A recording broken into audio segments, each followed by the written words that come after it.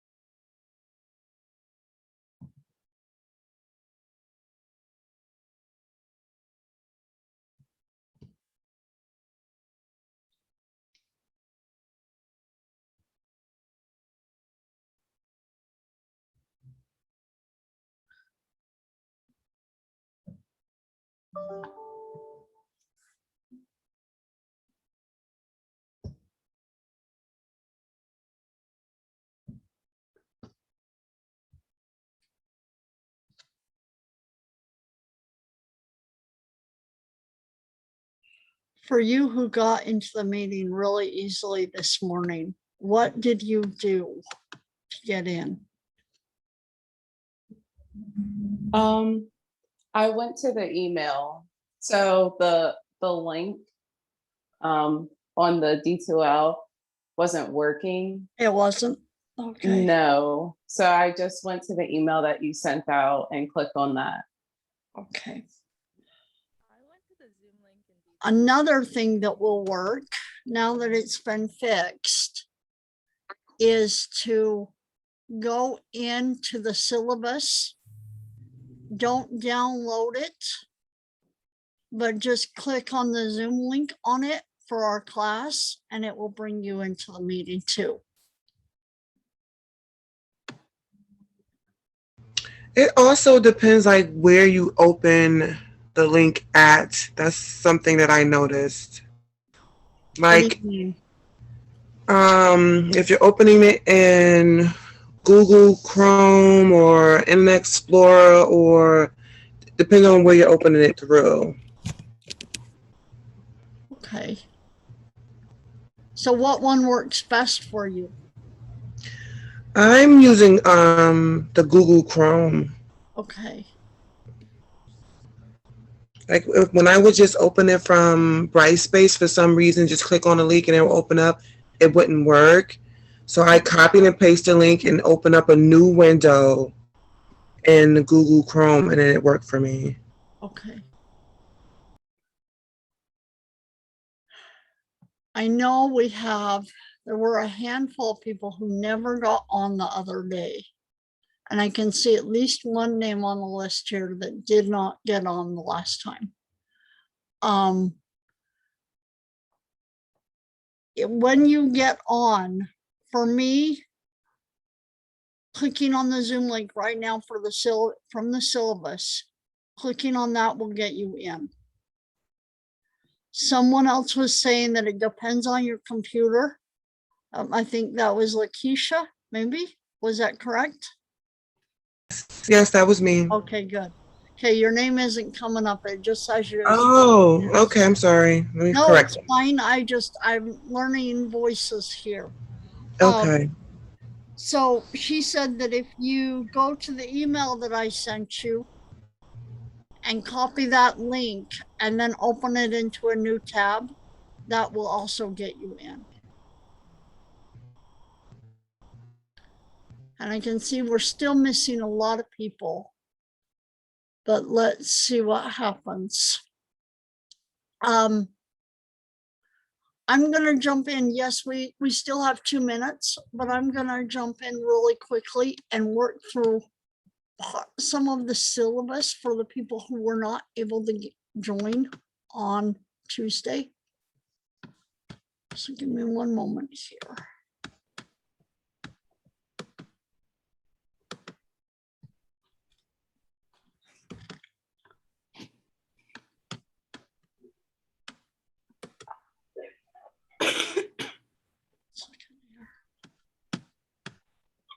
I'm gonna share my screen. Gonna make it so others can share their screen. 1 second here. I'm sorry, give me 1 second. I'm gonna stop sharing. I'm gonna do something so that others can share their screen here. Why do I want to do that?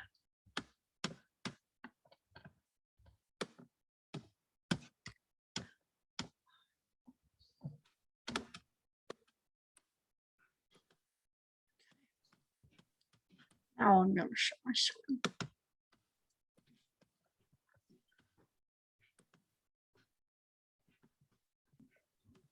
So let me say something first.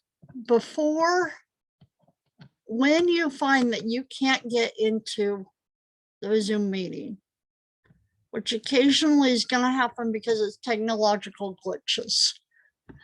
The first day of class, sometimes it happens because it's brand new and maybe for some reason the meetings become invalidated and it just doesn't work.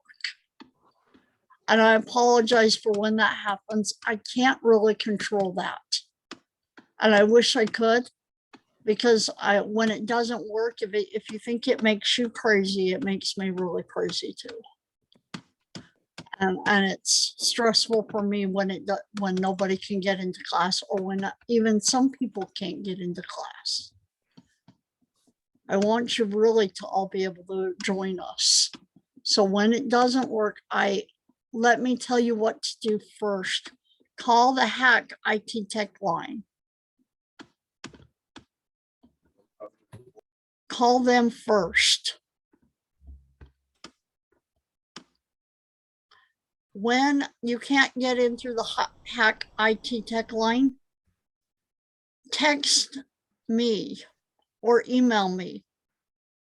My phone number, of course, this is the one syllabus that I haven't updated what it is. Give me 1 second here. I'm going to grab a whiteboard.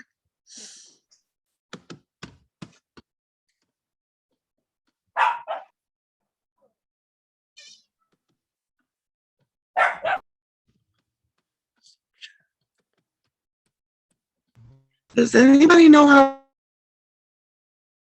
Say it one more time. Does anybody know how to do what?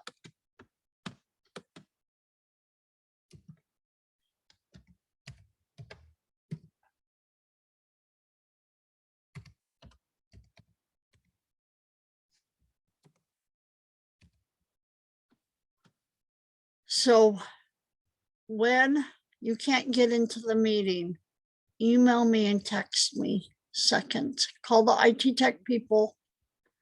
They can't help you, call me. Text me first and email me. If I'm getting multiple emails, it's really hard for me to answer you all because I have to answer you one at a time. And it might be that everyone is struggling. And therefore, I just need to try to figure out what the problem is. Kind of like what was happening on Tuesday. But if it's one or two people, then I just try to figure out, I troubleshoot and try to figure out why you can't get into the meeting.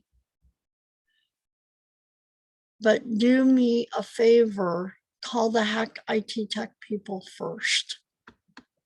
Their phone number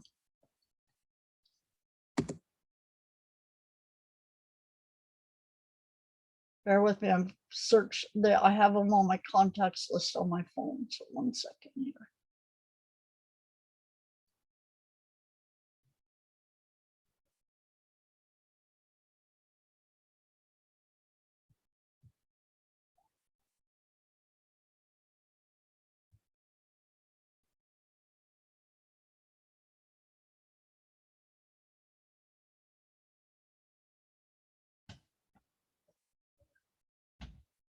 So the Hack IT Tech line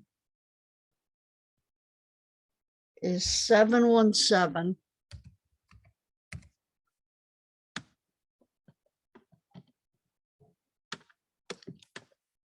717 780 2570. Call them next.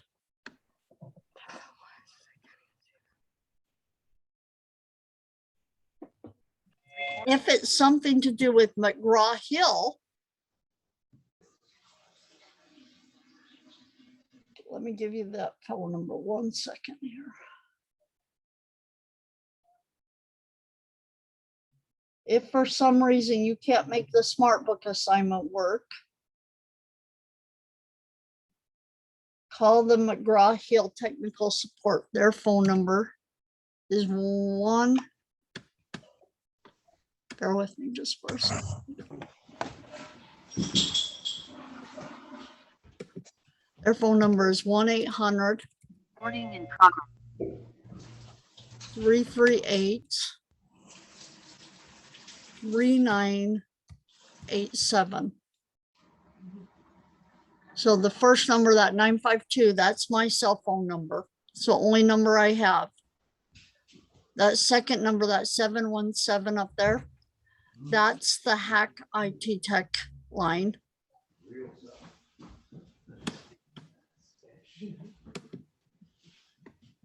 This 1-800 number is McGraw-Hill IT Tech. They can troubleshoot your computer too. I know enough about my computer that most often I can make my own computer work. Chances are I don't know enough about your computer to make it work. They can do that. That's why they get paid the big bucks, is to figure out how other people's computers can work. One more that I'm going to give you, because we're using two different publishers. Our lab book is through Wiley.plus. Give me 1 second here.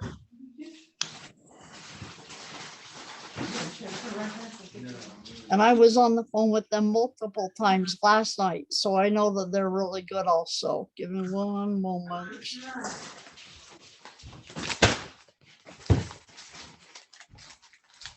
Their phone number is 8877. So 1877. Or apples and cinnamon. Can someone mute their mic?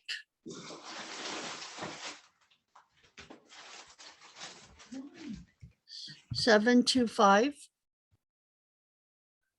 7503. So if you're working with the lab manual and you can't get access or something is not working for you, call them. I know some of you were looking at the text, you could look at the textbooks, but you actually couldn't access them. You couldn't open them. What that normally is, from what I understand, normally it's a pop-up blocker that you set on your computer that is preventing you from being able to open up that book. I don't know, all I know about that is that it's most likely a pop-up blocker. I don't know how to disable a pop-up blocker. That's why you call the IT tech people.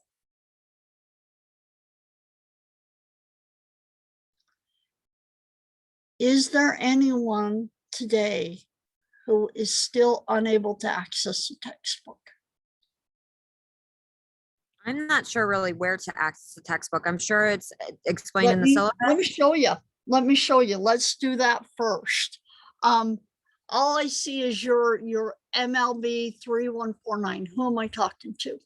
I'm Miranda Brandt. I'm sorry. I don't know how to change my No, name. it's okay. It's okay. I'll figure this out. Miranda Brandt, can you share your screen?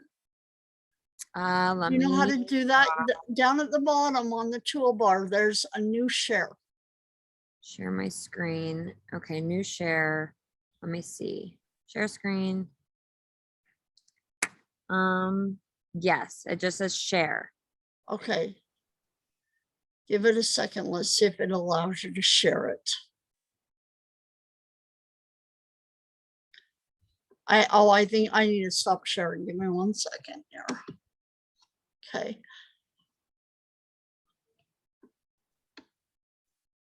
MLB.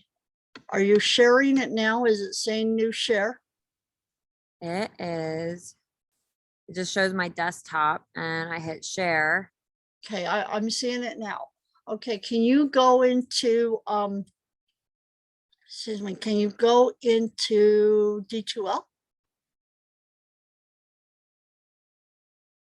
Go into content.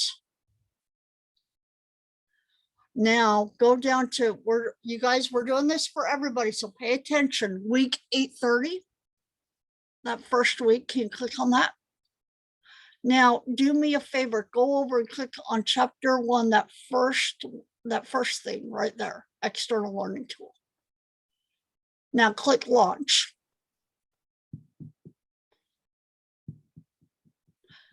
Click begin. You've got your email already in there, so click begin. Now it's going to ask you to set up an account. Can you click your email address right there? Reconfirm your email address on that other site.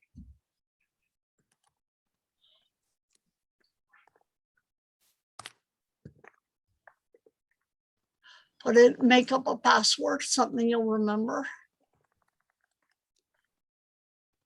It's going to ask you to do a security. Oh, yep. It's going to ask you to do a security question.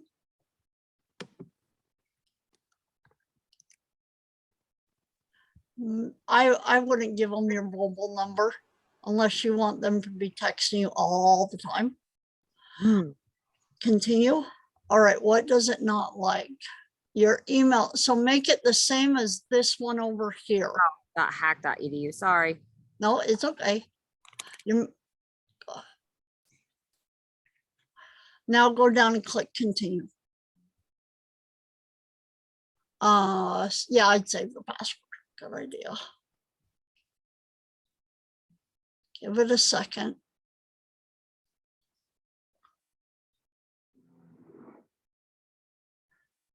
So at Hack, while this is working, at Hack, there were some, click confirm.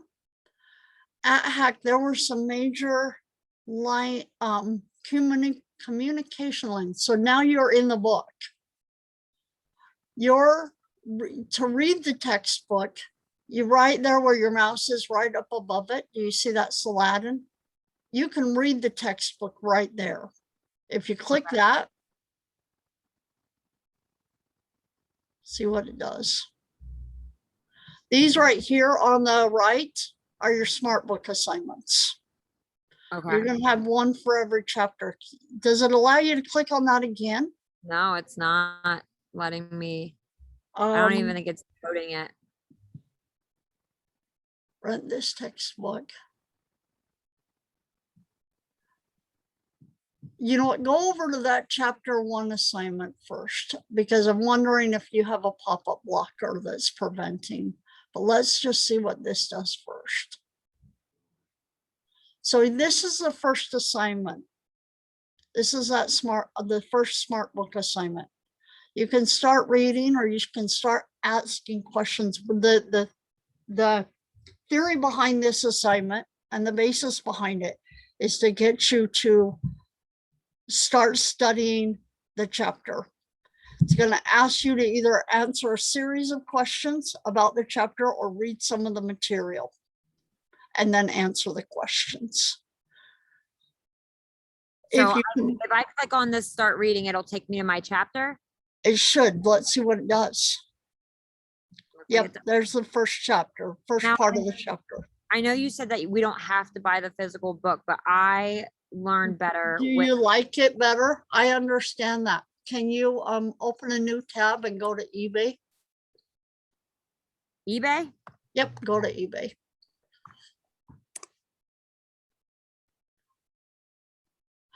And putting up at that top, Saladin, S-L-A-D-I-N.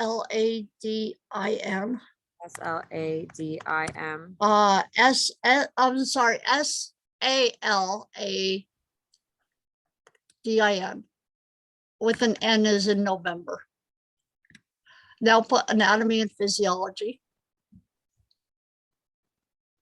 And then click that bottom one and just go into it. You can buy any of these textbooks. Any of them? Yep, because one thing that you're going to notice as you continue in school is that they're going to come out with new editions of textbooks. Very rarely are they much different than the last one that they put out. Okay. If you want to click on there, do me a favor, go up to that top line again and click on 9th edition. 9th edition top line. I don't see that. Just type in the top Oh, type. space 9th edition. There's our textbook that we're using. That's But like I said before, and I wouldn't buy that one. No. I would go down and hate buy one. maybe a pre-owned one or something.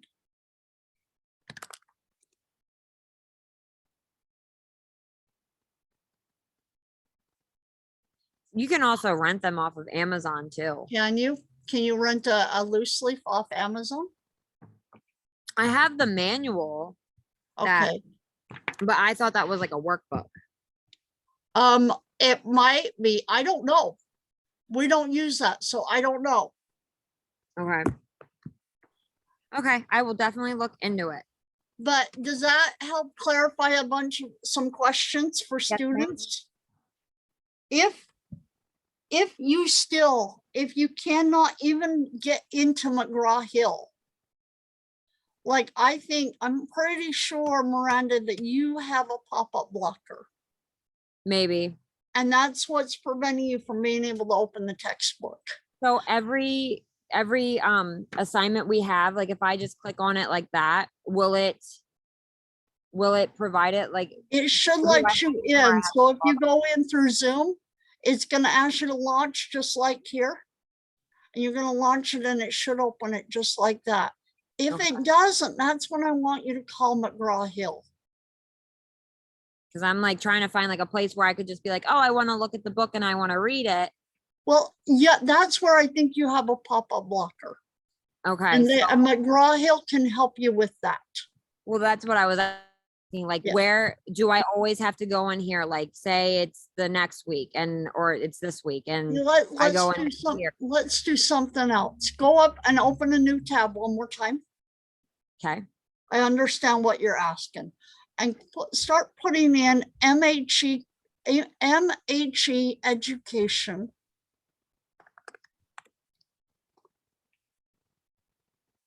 You that one, yeah. McGraw-Hill. Okay. So I could just sign Well, in here. Go and it'll into give higher ed. Go into higher ed. higher. Actually- Down, yeah. Put in Slate in there. Down, search ISBN or up there. Is that it? Yeah, click that. Although I think that was, nope, that's right. So click that. Let's see what happens here for a second. I'm not a student, so I don't see what you guys see a lot of times. That's why I asked you to share your screen. Purchase Do not purchase. Do not purchase. You already have it. Let's. Where's your account? Scroll up. Scroll up just for a second. Sign in. Go to connect. Email. Okay. You click your section.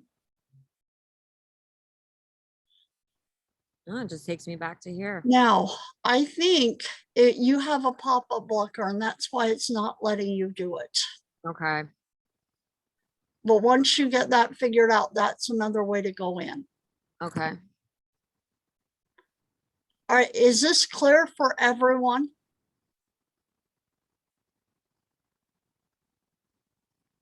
If there is someone who still does not have access to the textbook, either this one or our lab manual, I want you to send me an email and tell me.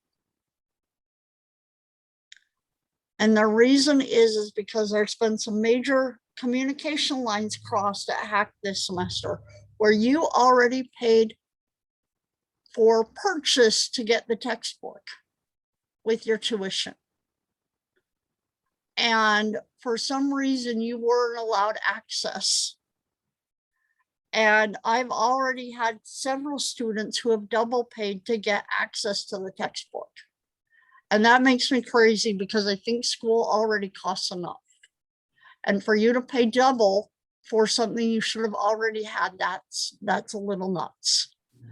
So let me know if you still don't have access to the textbook. If you can see it like Miranda can here, but you can't access it, that's when you probably have a pop-up blocker.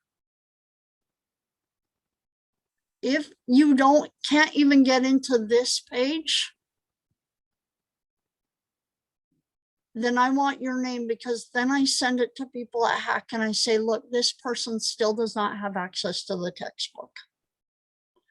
And the person who's in charge of getting all of the HAC students their science books has reached out over the last 2 days, has reached out to probably about 25 people. And I lost count a long time ago because he reaches out to so many people to figure out why you don't have access to your textbooks. And he resolves those issues.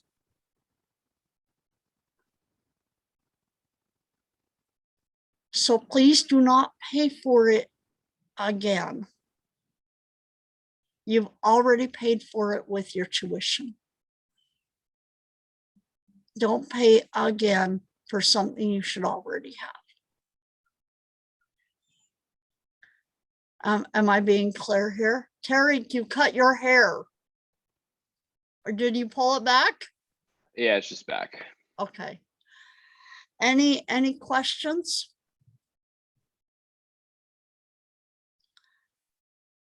Really quickly, let's look at the syllabus, and I'm going to have you stop sharing, Miranda. And I'm going to our syllabus. So for each chapter that we cover in class, and we're using the Sladen textbook, we're going to cover 10 chapters this semester. That's the goal. And for each chapter that we cover, you will have one smart book reading assignment, that one that we just accessed through Miranda's account. One chapter quiz that will also be through McGraw-Hill Connect. One chapter practice that you can do repeatedly.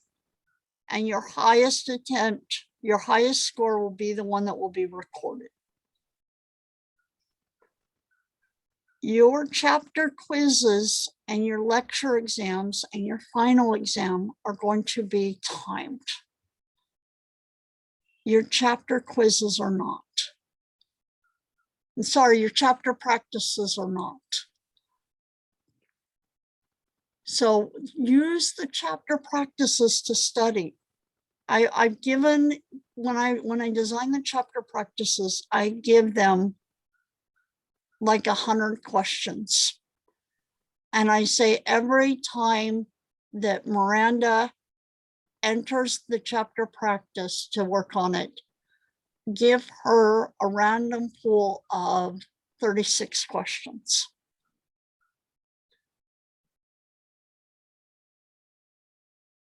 Some of those questions will be the same questions that are on the chapter quiz or on the lecture exam. Some of them will not.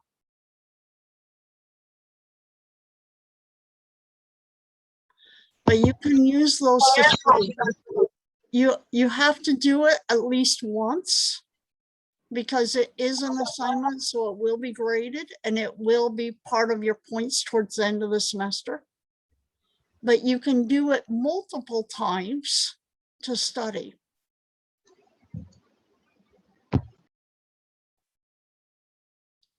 So are you saying that we have like a practice quiz for each chapter and then we can redo them as many times as we want to get the best grade possible? As Yes, long as we do it before the due date. right. And every chapter will have one of these. Yes. Cool, thank you. And you'll have a chapter quiz that will be timed. And you need to do that once, and you have 2 attempts to take that. So a chapter practice to do it as many times as you'd like. A chapter quiz, you have 2 attempts to take it. I think you have 2 weeks to take it right now. And your highest score will be the one recorded. With the lecture exams, it'll be the same thing. You'll have 2 attempts to take it. Your highest score will be the one recorded. So for each chapter that we cover, you're going to have 1 chapter practice assignment. You're going to have 1 quiz. And you're going to have 1 smart book reading assignment. Towards the middle of the semester, towards the first third or middle of the semester, you're going to have 3 different case studies up until the end of the semester,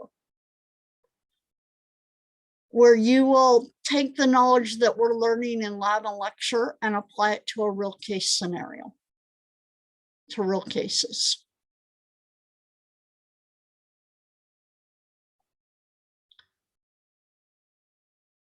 Right now, are there any questions about easy questions about lecture?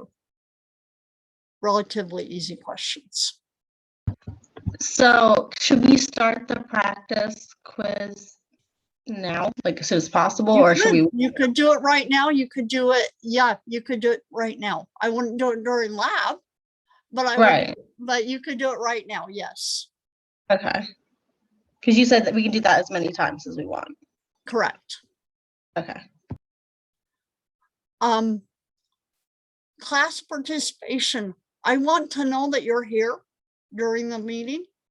And so I am going to, attendance is part of participation.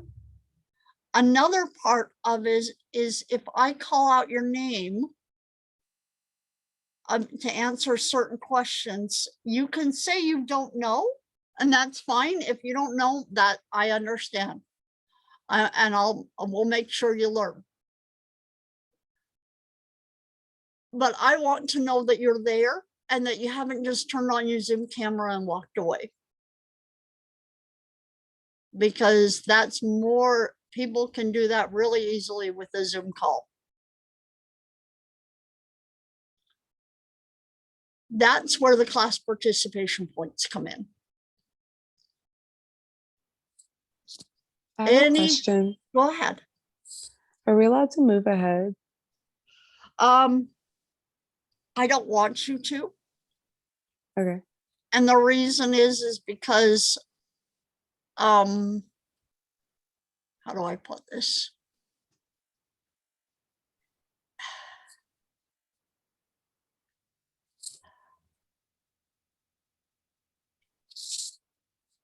You know what? I may change this so you can move ahead. Let me think about that a little bit, okay? Okay. Any other questions? I came in a little bit later, so I don't know when you guys are talking about how to get the textbook. Okay. Is that Can go you- to the website? Is this Ashley? Yeah, Ashley, can you share your screen? You know yeah. how- Okay, share your screen. Let me stop sharing. I think I know how to. Share audio. Should I do that too? I think it's, oh, okay. I see now how to do that. All right. Share. Oh, I see someone here who said, I'm sorry, I'm looking at the chat and I don't see this every time, all the time. Says we could have paid 55 instead of 135. Who was the one who asked that? It was Ashley. It was Lakeisha who asked that question. Oh. I have the dot. I'm sorry. I can't. I was trying to get rid of it. Put my name, but I can't. It's all right. You guys, you should not get your money back. Call McGraw-Hill and get your money back if you can. And the reason is because I think I said this a little bit before. Some communication lines were crossed at Hack. You should have had automatic access to the textbooks when you paid your tuition for this class.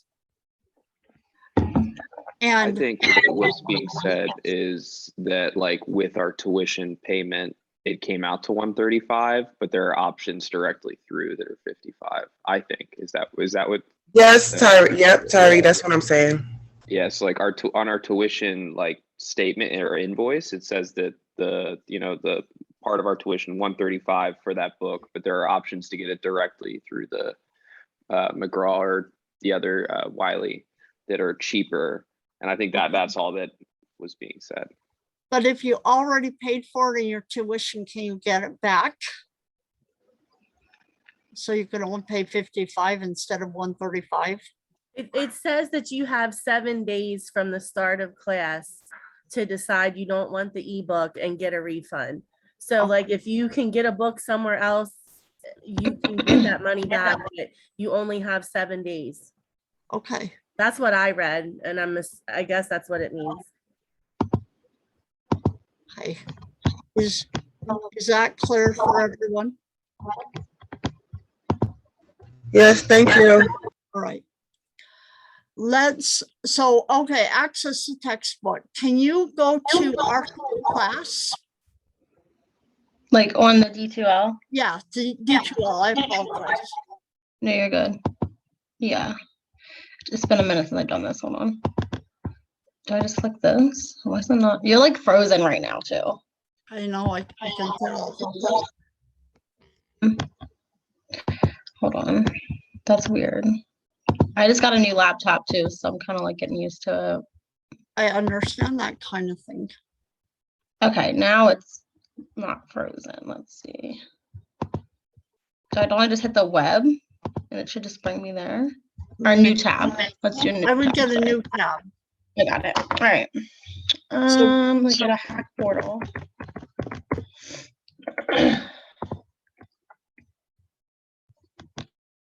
So end tour, just end the tour. Okay, and then go to D2L. Yeah. This class.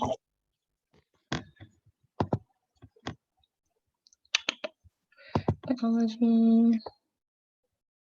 All right. Go down. Go to week 830. Okay. Click on it. Like it's also touchscreen. So, all right. Go to chapter 1, major themes. Okay. Now click launch. All right. Oh, Do I have it then? To begin. Down there. Okay. Look down. Corner. Hopefully it doesn't. Oh, So retyping your email address there on the right, okay. I wonder if I can just copy and paste it. maybe. Okay, never mind. Just I hate laptops. I also don't have a mouse, so it doesn't make it any easier. I understand. Work better with a mouse. Yeah. I'm okay. using a brand new laptop. Actually.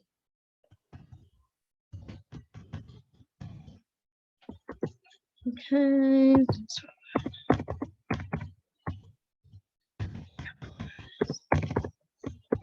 All right, and then just do this real quick.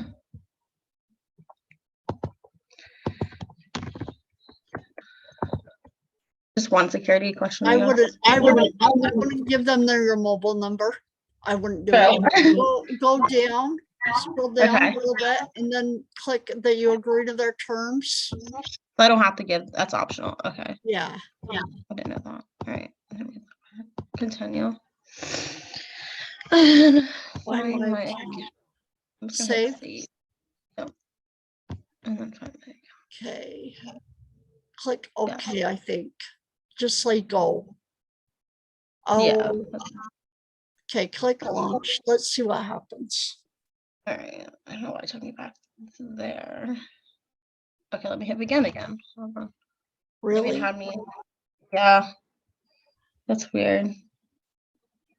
I did everything. I know you did. Yeah, I don't know. you witnessed it. Is that a problem for anybody else?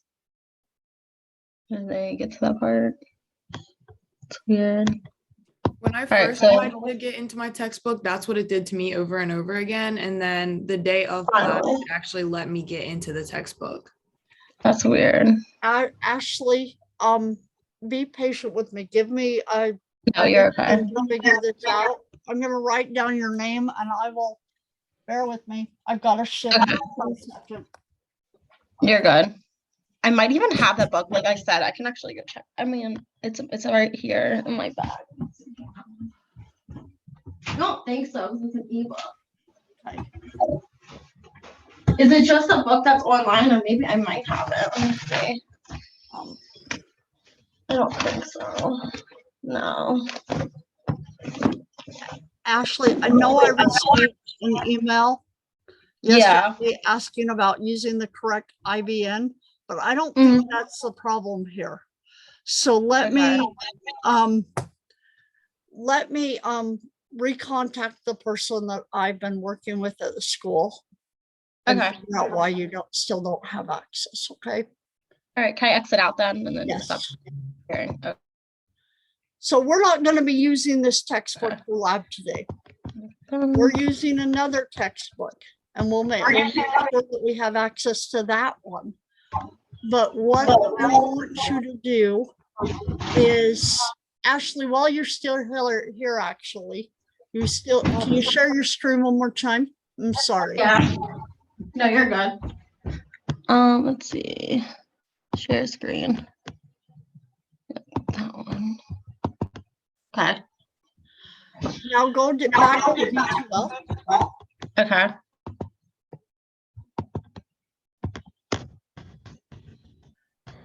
All right, it's okay. Going back. All right, and then go to Click biology. into- Did I click the right thing? Yeah. Go to the class, right? Yep.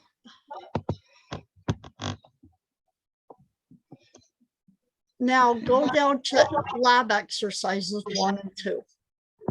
Okay. Click on 1 and 2A, lab exercises.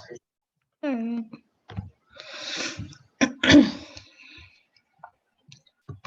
Now create your unassigned.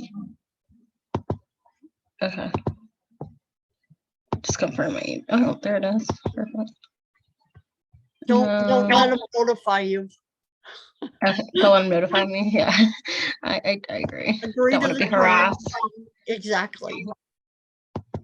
All right. Oh, what's this? Is it going to my like, yep, I just, All right, Got we it. sent an activation code. Go into your email. I think I already got it. Where, oh. Thought it was. Let's try it out. Okay, okay. Perfect. So continue. Yep. Would you like? Where'd that come from? Email too? Do they give you a registration code? What, in that email? Maybe. I'm looking. It just says the 4-digit code. Wiley What is Consumer it? History. Go- It's go- okay. It says it is different than the Wiley Plus registration code you may have already purchased. If you have a registration code, you will be asked for it after verifying your email address. But I don't know what it's talking about. So Okay, scroll down a little bit so I can see Okay. on your screen. oh, dude, I think it's having me like pay. Oh, God. All right. I think it wants me to pay for something. No, like- you're not gonna pay for it. You're not gonna Okay. pay for it. You already have. Right. Go do the 14-day trial for right now. Mine Okay. says the Where's same that at? thing. Should I do the 14-day trial too? It's not letting you in. Pause for 1 minute, everyone. Is there someone who's actually got access to the Wiley textbook? No, I don't either. Yeah, I had to do the 14-day trial. I'm getting a server response issue. I tried on my phone and Right. on my computer. Say it one more time about your phone. I keep getting for the links. I keep getting a server response message, and it won't let me load the book or anything. That I think that is a pop-up blocker. I think. I thought I had. It isn't. I turned mine off and it has the same problem.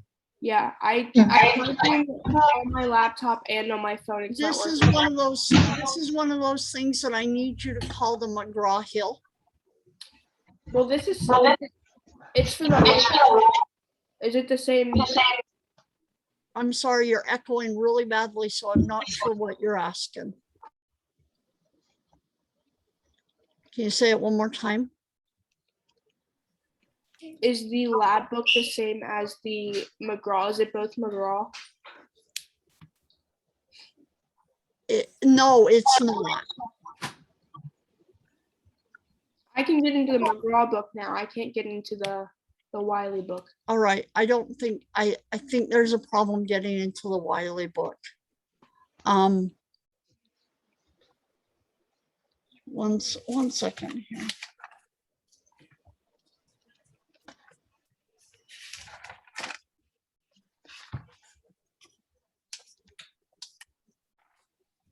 All right.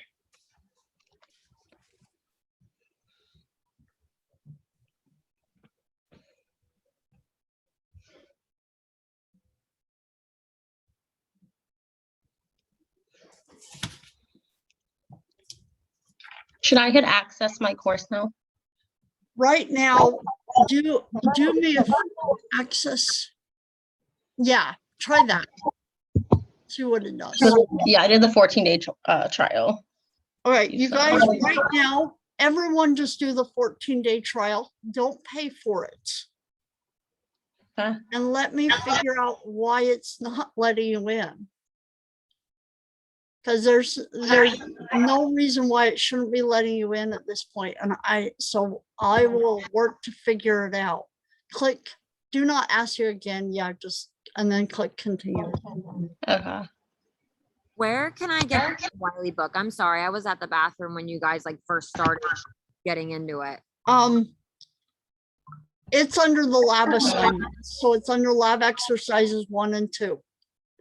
Click open.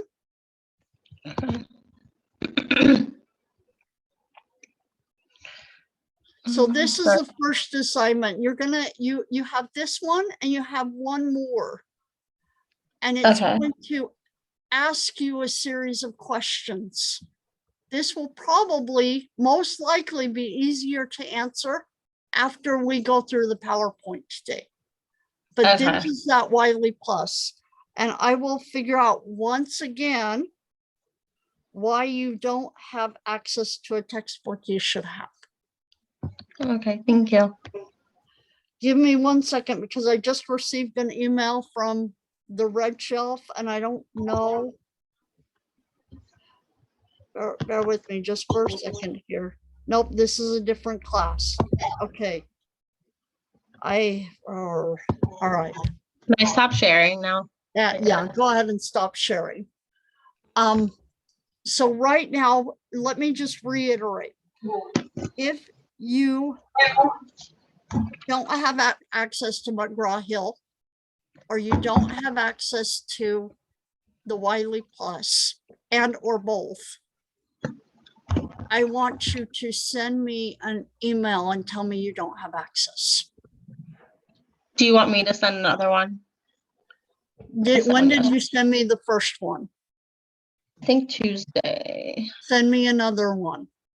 Okay. I'm just gonna do it now. Because a lot of people now have access that didn't have access on Tuesday, but why Yeah. you still don't have access, I don't know. Okay. And that's why I let someone else figure it out. But I think, Ashley, were we able to get into the McGraw-Hill for you? I don't think so. I think that's the one that we can do. But Well, was we can that do the one either, that we saw the book, we just didn't see? Well, I think that was Miranda, never mind. I No, apologize. I don't think we were able to get in. I mean, it had me create an account and then it made me do it again almost. Oh, you're so that's what right. it was. You're right. Yeah, I it was weird. apologize. No, it's okay. Let me email the person again who's contacting like 25 different people to figure out why you don't have access. Okay, I'm just gonna email you right now so I don't forget. Good idea. What should I say? I don't have access to. Just say the that. ebook? Yep. Okay, thank you. I'll bet you're the one right here, maybe.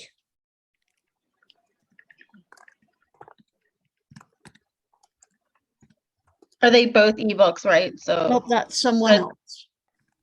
should I just Yeah, say I they're don't both- have access to They're both the- ebooks. All right, I'm gonna say I don't have access to either ebook. There you go.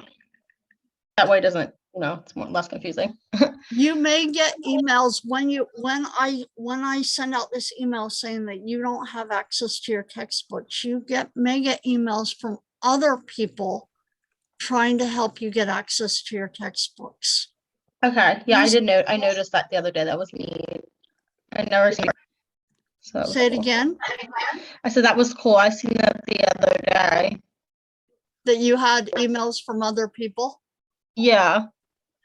And I Ask- never seen that before on Gmail with the school email. Yeah, ask them. Well, and they're the other people that this person is contacting to figure out why you don't have access. Oh, is that what that is? Okay. That I thought it was my classmates. Nope. Look at those and see if they can help you get access. Okay. And you'll guess I know that you're also not getting access. So do the same thing. If you're getting emails from people saying, let me help you access your textbook, and it's not coming from me, they're all the people that this one person is contacting to try to help you get access to your textbooks. Okay. All right, let's work on the lab for right now. So I'm gonna have you stop sharing, right, Ashley? Yeah, I believe so. I think you did too. So let me.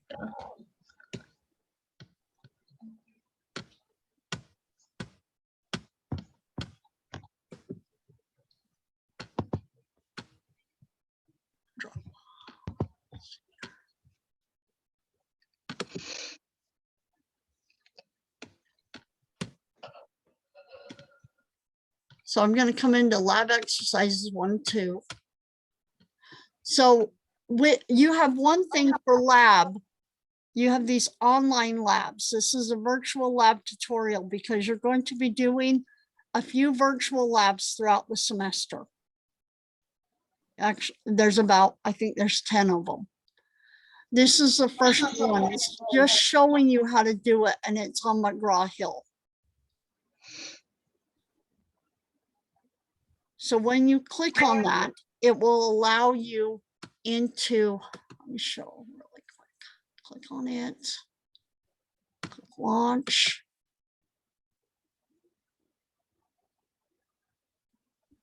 And for me, it doesn't show me, I'm sorry, because I'm not a student, it doesn't show me the lab.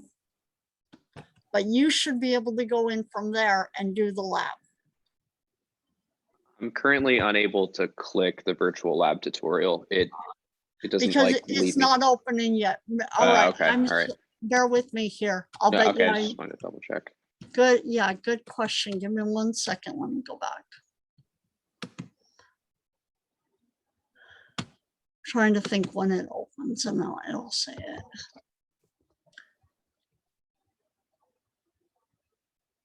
It will probably open right after class today. It'll probably open about 12:30.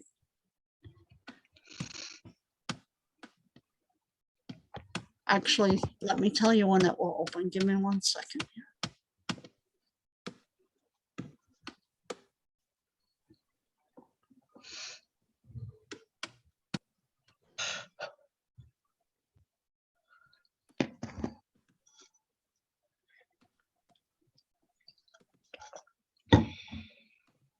Oh, that's not what I wanted. Come on.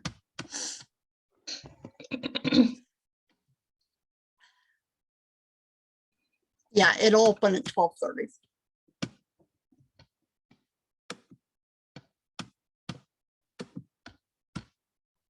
Now, especially for this first week, and if you run into, if by September 8th, you still can't get into this lab, and therefore you can't do it, let me know and I'll extend out the deadline. Because you not being able to access any assignment is not why you should end up missing, not being able to get credit for that assignment. Okay, so the labs, are they something we do in class or usually You're after? gonna do them after class. Okay, that makes sense. All right, so let's go through this PowerPoint today. And this PowerPoint, we'll spend some time in lecture on anatomy, but physiology by itself is going to take up a lot of lecture. So recognize that if we spend a lot of time on anatomy, I'll probably on a regular basis say, remember when we talked about this in lecture?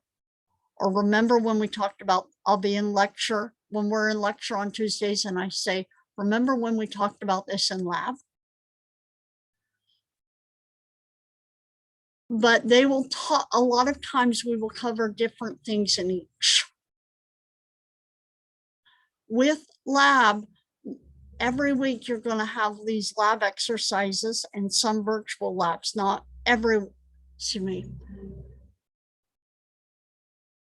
You will not have virtual labs every week.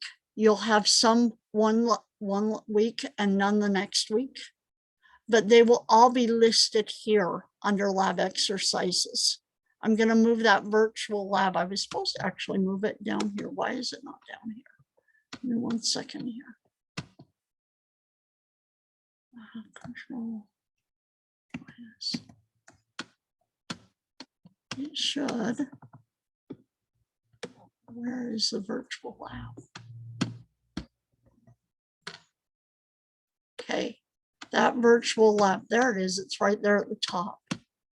Now that I've messed that up, they're the top. So everything that you need to do for lab is going to be under lab exercises.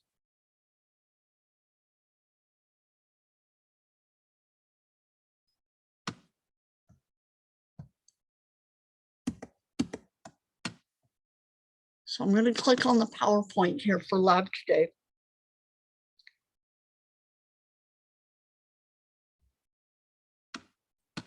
Maybe. Mine's is doing that too. Is You can it? download it. Yeah, you can download it and it'll just load it on your PowerPoint. Why is it doing this? Who's saying that it's not working on theirs also? Michaela. Michaela? Not working on Well, I mine. just pressed download. All Yeah, right. you bottom. just download it.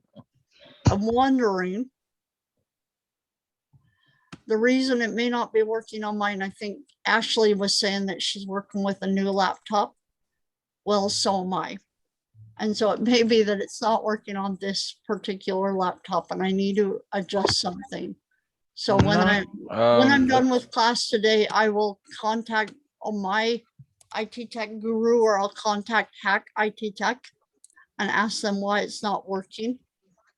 I would maybe suggest you do the same. But I'm gonna do what I think Yogesh said there. Was that right? Who was it who said to download it? Yeah. I said that, yeah. Yeah, I can see it now. Oh, there you go. And do what he said and bring it up. Oh, stop.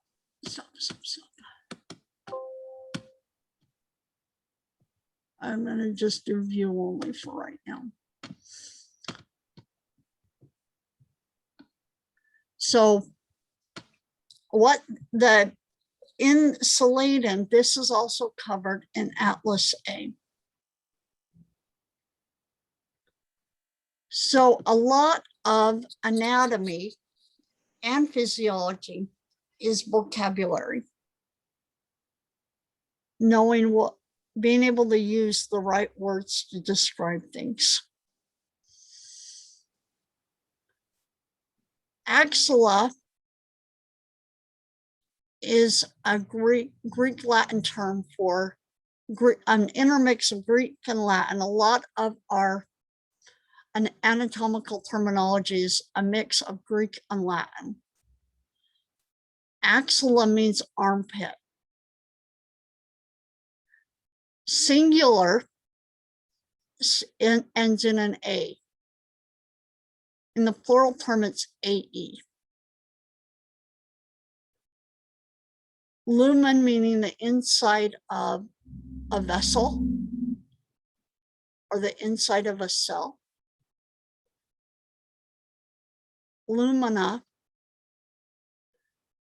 is the plural part. So these are just listing off the way that you can see a word ending when it's singular and giving you the plural ending for the word also.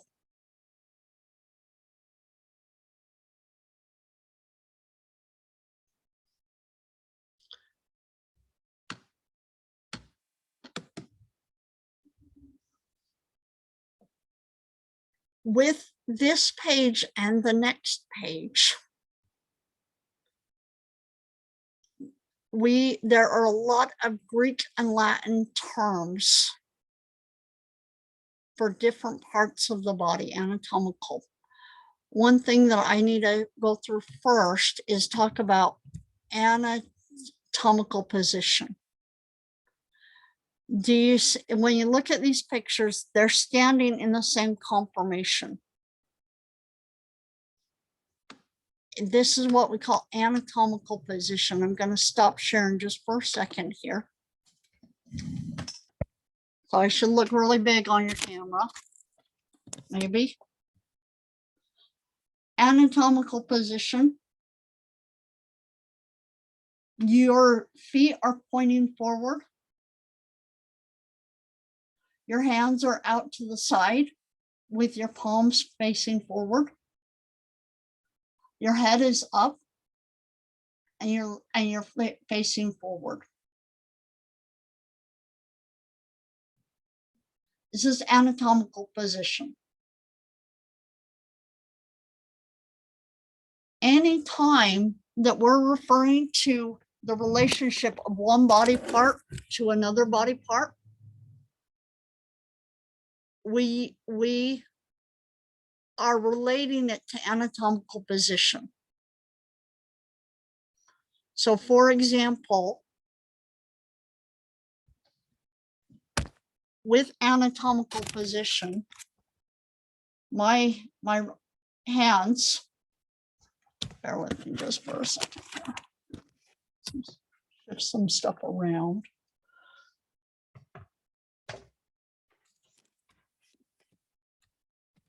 Actually, I'm using a new laptop, so be patient with me here. Anatomical position. My hands are out to the side. My thumbs are on the outer edge. My midline is right here. What that also means is that my thumbs are lateral on the sides of the midline in anatomical position. My pinkies are medial with regards to my thumbs in anatomical position. When we refer to our femur, the femur, it is inferior to our head in anatomical position.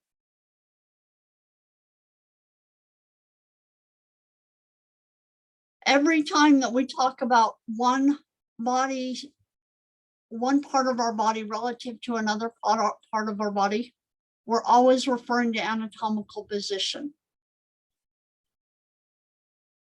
It's a reference point that allows us all to be able to talk about the same relationship, spatial relationship. So for example, if I'm not, let me put it this way. If I'm not in anatomical position, let's say I'm sitting down and I've got my hands crossed, that's not anatomical position. But when it's like that, and I've got my arms crossed, my thumbs are no longer out at the lateral edge of my body, right? They're actually more towards my midline. This is why we always use anatomical terminology, and we always use anatomical position. So we always know one way to reference where one body part is next to another body part. Are there questions about that?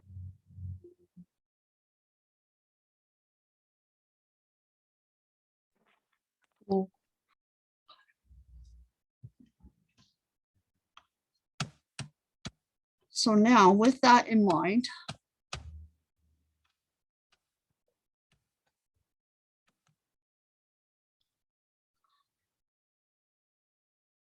there are anatomical terms for most body parts or body regions. Cephalic, very top one here, is your head. Go with me here. I'm going to slideshow mode.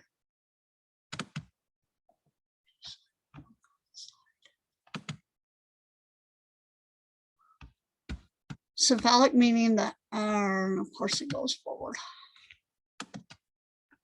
Bear with me, I'm sorry, I'm using a new laptop like Ashley was saying she's using, I'm using one too. And of course it's been difficult. Yes. Yes. All right, I'm going to come out of view show because this is just being difficult.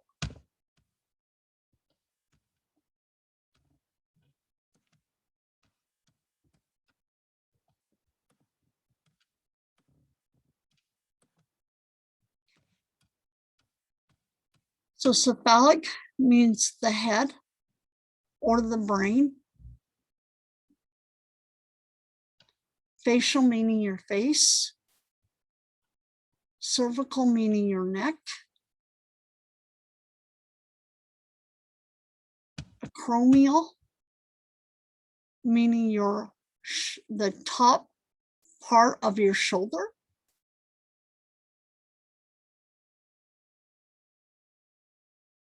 the reason these terms are actually, let me wait here before I say that. Your sternal, write down your sternum,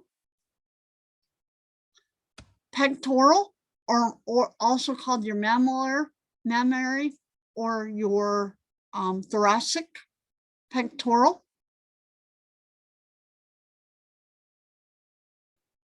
umbilical, where your umbilical cord originated, abdominal area, inguinal, pubic, femoral, where your femur is, where your femoral artery and vein are, crural, meaning the front part of your lower leg, tarsal, your ankle bones, plantar, the back part of your foot, that's actually the front part of your foot. Bear with, let's actually really quickly, let's talk about that. What when in anatomical position, actually, let's see here. Here's my hands.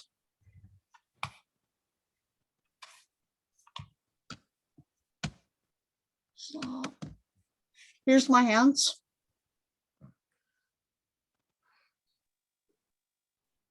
Am I when I've got them like this, are you looking at the back part of my hands or the front part of my hands? Back part. The back part, because you can see my fingernails, right? Mm-hmm.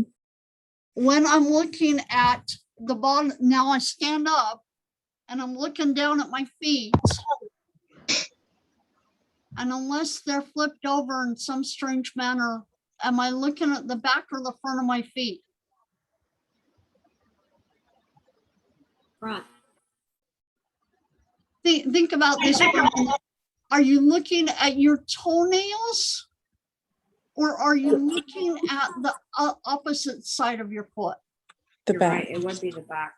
You're looking at the back part of your foot.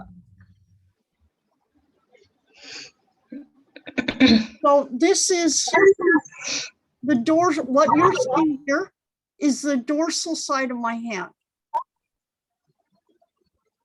Ventral side. Dorsal meaning front. Oh, sorry, wait. Dorsal meaning back, ventral meaning front.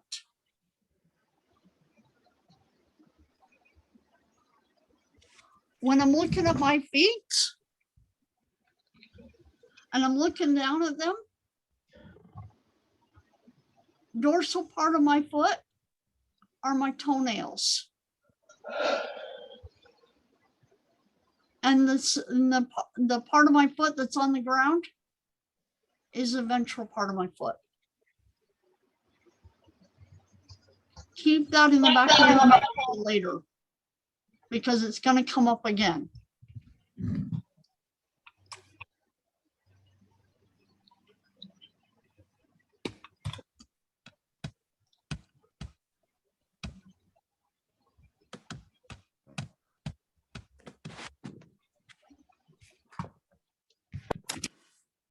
So the back part of my feet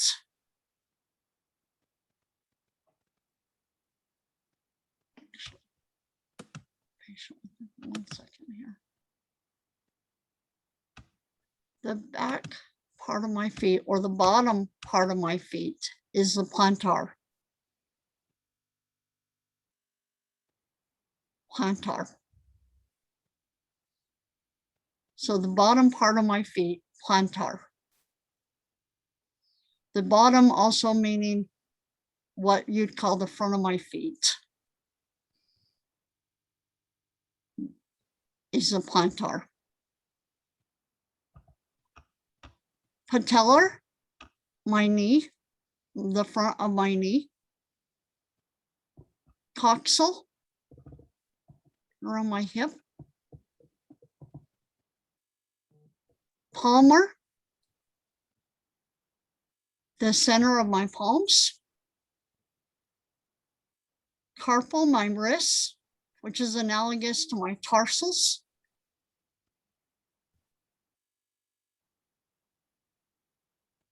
Antebrachial, my forelimb. Cubital, meaning my elbow.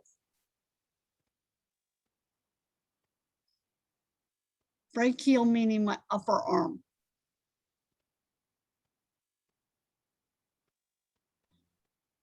Axillary, meaning my armpit. And then we're back to acromial. I'm going to come to the back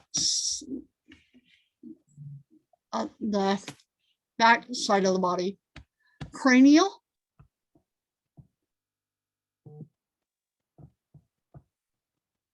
Meaning where the brain is. Nuchal. Nuchal is also nuchal.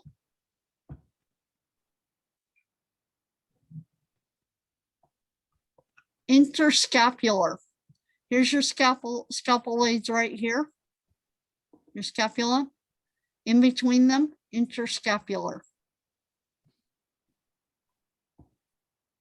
Scapular. Scapular. Vertebral.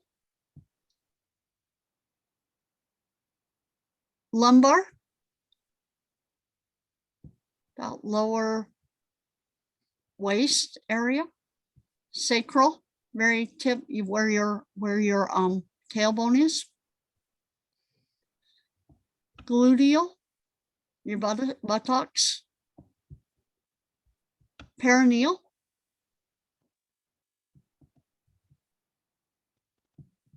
Femoral. Popliteal, the back of your knee.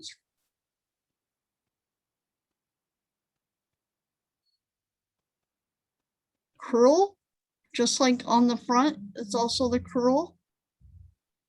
Can also be your calves. Tarsal, or your ankle. Your calcaneal. Why are these terms important?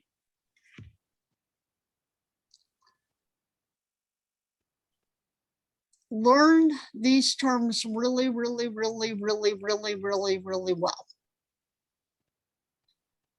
Learn what they mean really well.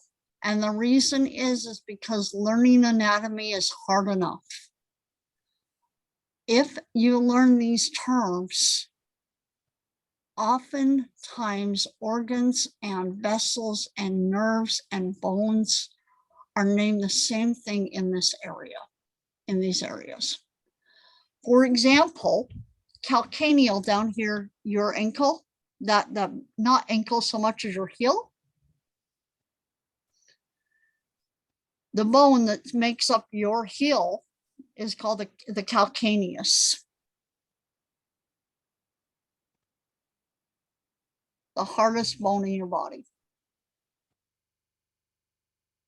Tarsal, your tarsal bones are right there that are analogous to your carpals in your wrist.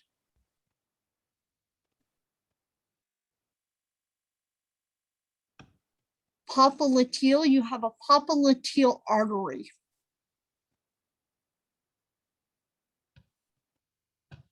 Femoral, your femur bone is right there.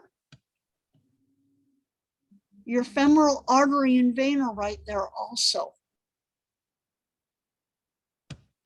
your gluteus maximus muscle, and you have a gluteus minimus make up your buttock. Sacral, the last 5 vertebrae of your vertebral column are the sacral vertebrae. You have 5 lumbar vertebrae.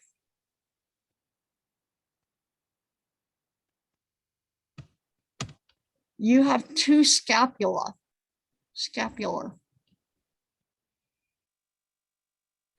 There's a nuchal line right here on the back of your skull. Cranial, your cranium, your brain. The cranial case that is the part of your skull that holds your brain and protects your brain. These are all terms that you're going to have to learn this semester. If you learn the anatomical terminology here, this Greek and Latin, it will make that a lot easier.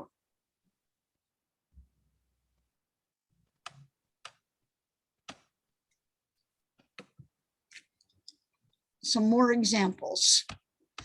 Plantar, bottom of your foot. There's a movement that we call plantar flex, which means to flex your lower foot and flex it downward, which means to plantar flex.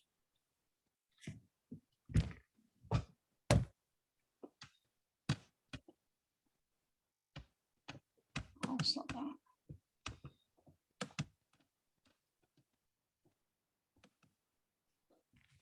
Plantar flex. Let's see here. Bear with me. Try to get this so you can see it. Here's my ankle. To plantar flex means to push my foot down. What I'm doing is I'm flexing the bottom of my foot down. Plantar flex. I can dorsiflex. I talked about how the front of the part of your foot that you're looking at down here is, excuse me, the dorsal part of your foot. I can dorsiflex by bringing it up. I don't know how well you can see that. Dorsiflex by bringing it up. Bringing it up. That's why I want you to know that that's the dorsal part of your foot.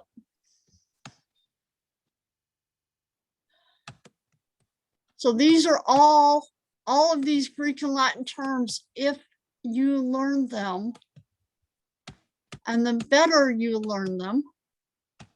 And why is this coming up? Oh, shoot.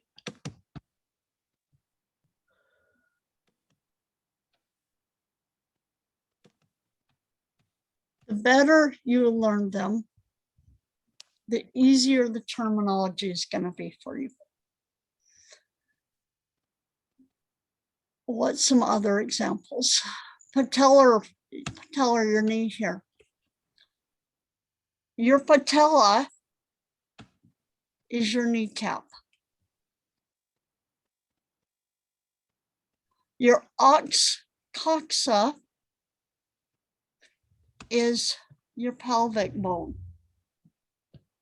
So it's coxal, ox coxa. Right here, this inguinal, you have an inguinal line or an inguinal, spermatic inguinal cord.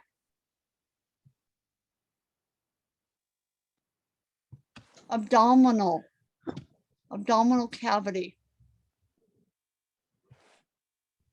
Pectoral. You have a pectoral major when if you've ever told someone that they have very nice pecs, you're referring to the pectoralis major muscle.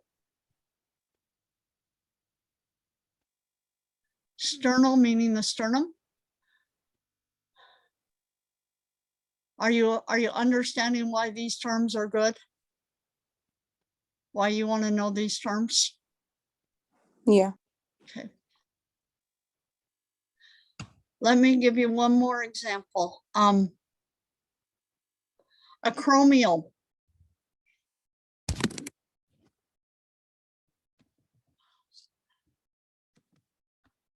Acromial. Right here, about right there, on the very back, my scapula, right about right there, is my acromial process of my scapula. It meets up with my clavicle right there to make what's called the acromial clavicular joint. But that's acromial, meaning the highest part of my shoulder.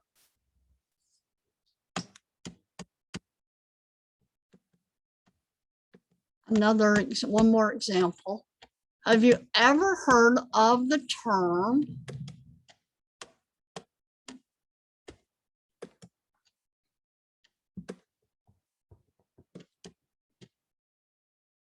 hydrocephaly?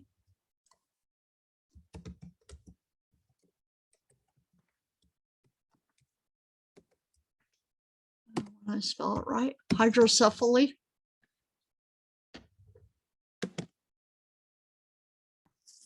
No. What does that mean?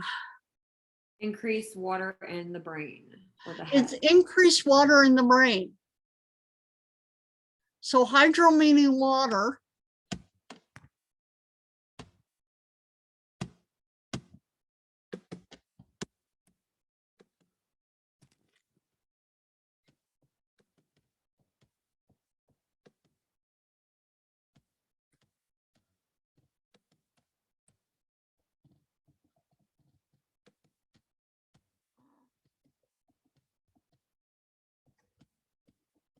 Bear with me just for a second here as I get back to where I was.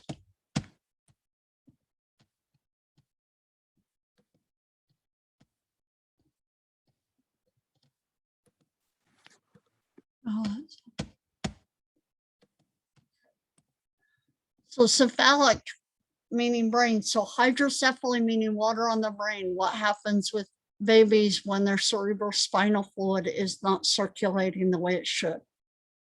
And they get increased pressure on the brain in the form of fluid.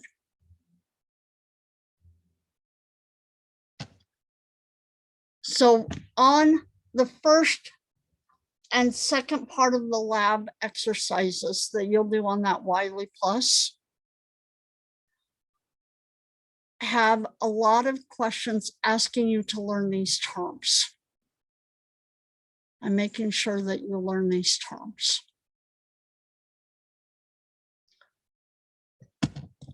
Going forward, and actually, let's not keep going forward for a minute. Let's take 10 minutes and get up and breathe. It's been kind of a long hour and a half here. So let's get up and move around. And I will see you right back here about 11. Okay.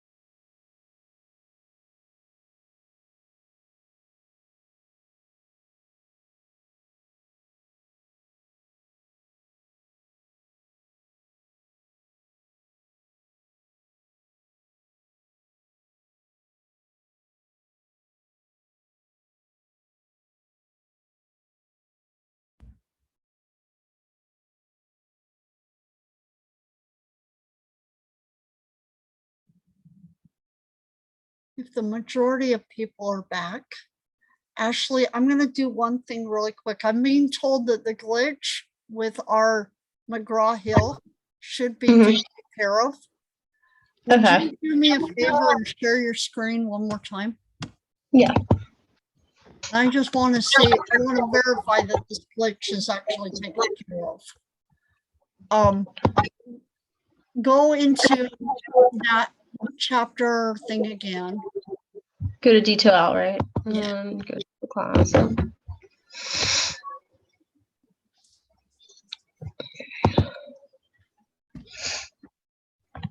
It was. Yep. Was it this one? Yep. Click. Chapter. Yep. This one, right? Mhm. Click launch. Okay. All right. Let me go begin. Yeah.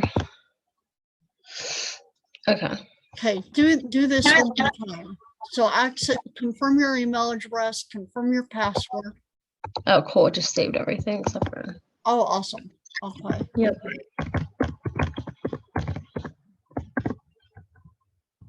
Do a security question. All right. I think you used your dad's middle name last time. Yeah, just do that because that's easy. And then disagree. Click continue. Find my account. Should I hit launch? It's doing again. Wow. Okay. Yeah. Do it one more time. Should I hit launch? and Yeah, see what do it happens? one more time. All right. What's probably just gonna take you back to that whole thing. Yeah. Oh, it is. All right. That's so stupid. Okay, so it doesn't even allow you to create an account. So weird. It's essentially stopping you from even creating an account. Wonder why. All right. So weird. Don't keep going forward here. Okay. I exit out. Yeah. Miranda, were we able to create an account for you? Was there another student who you were able to create an account, but you can't do the assignment? Oh, no, let me say it this differently. I'm sorry, bear with me here.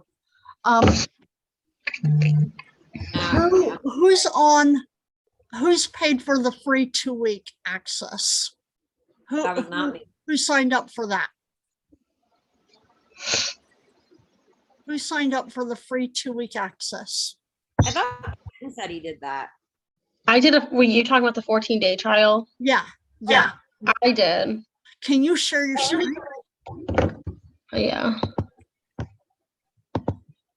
I did that while we were on, when I was sharing my screen earlier, I think. So where should I go into? Go right back into McGraw Hill again. Okay.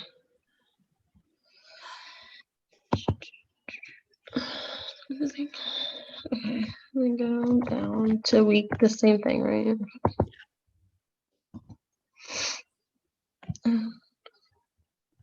Try to launch it. Yeah.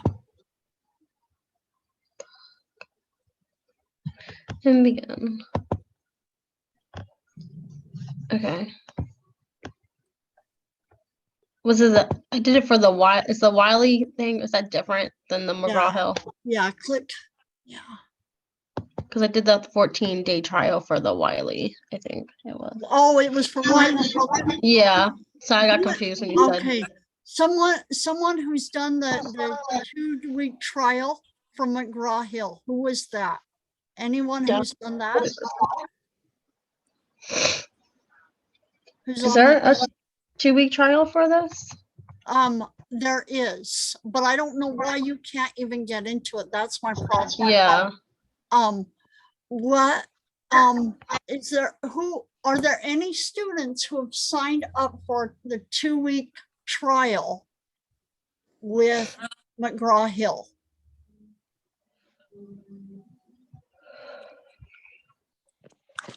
You all have access to McGraw Hill besides Ashley? Of course. Mine, Who? mine is still the full access, but I'm like refunding my purchase. So that's like going through their filing. So like I still, because I double purchased because I didn't know that we got the book Right. with the course. Right. So I still have like full access, but I'm told that in the next like 24 to 48 hours, I won't. So when that ends, I'm just going to have I assume the 14-day Okay. trial. Eric, can you share your screen right now? Can I stop sharing mine then? I Yep, guess. stop sharing. We'll do that.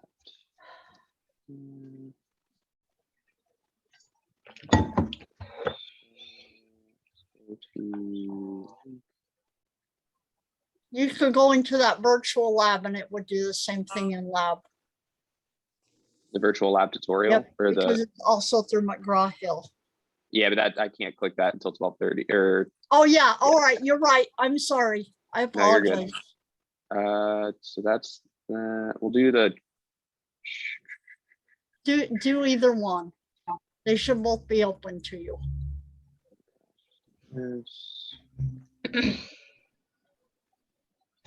Click begin.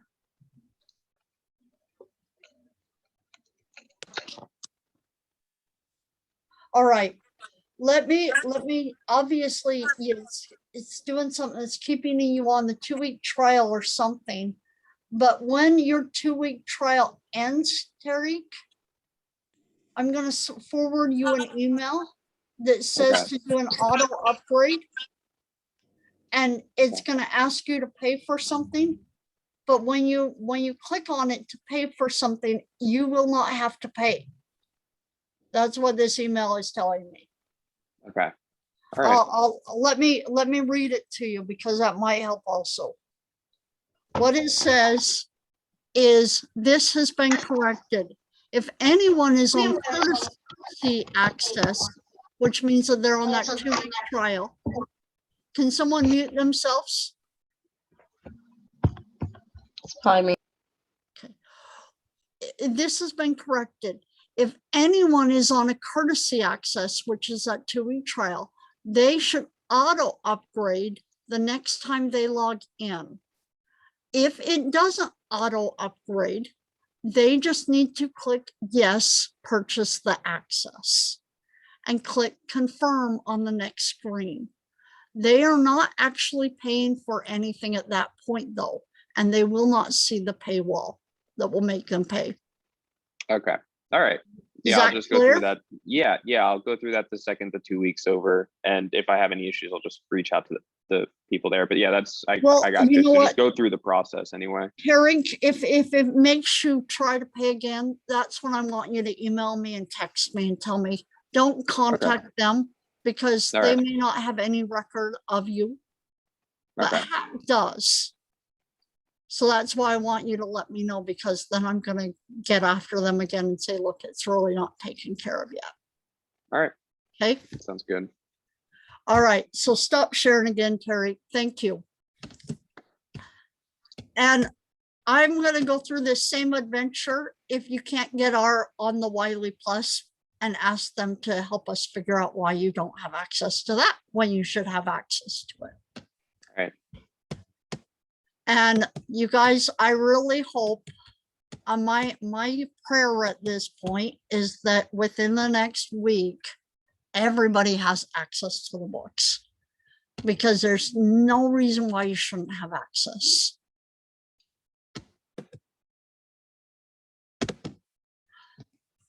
So directional terms in human anatomy. What this is always has to do, the majority of this is to do with anatomical position. Remember what anatomical position means. The anatomy that you're looking at is always in an anatomical position where you're standing up, facing forward, faces front, facing forward, hands are off to your side, arms are off to your side, with your palms facing to the front.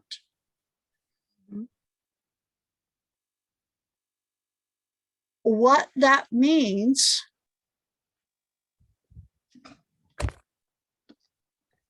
is that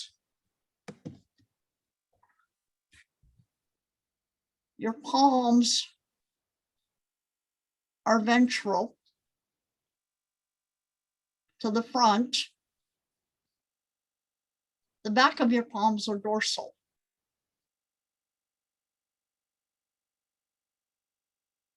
The top of your head, superior. Your down below your head is inferior. Anything down below is inferior. This is also rostral. Rostral meaning on top. The opposite of rostral is caudal. Caudal meaning a tailbone. Caudal. So rostral, caudal. Ventral meaning front, dorsal meaning back. So we're always referring to the anatomical position when we talk about the relationships of one body structure relative to another. So anterior meaning towards the front ventral side, towards the front side. Posterior towards the back side. Cephalic, remember that's toward the head or superior end. Rostral toward the forehead or nose. or front towards the top. Caudal meaning toward the tail or the inferior end. So your feet are caudal, meaning towards the tail from your head. Your head is superior to your neck. Your neck is inferior to your head.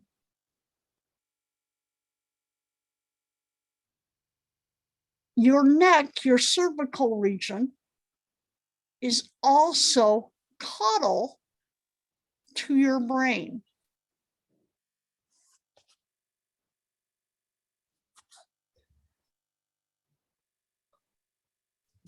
If we're in anatomical position, your scapula, your shoulder blades, are medial to your wrists, your elbows. Medial meaning towards the midline. Your radiuses, meaning the bones that are right down from your thumb, right up from your thumb, are lateral to your heart, which is in the center.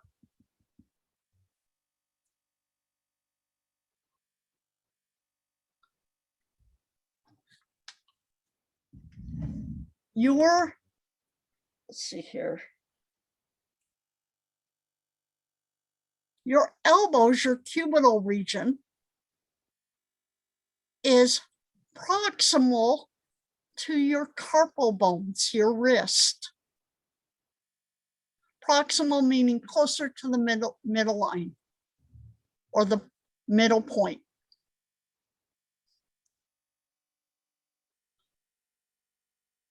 Your fingernails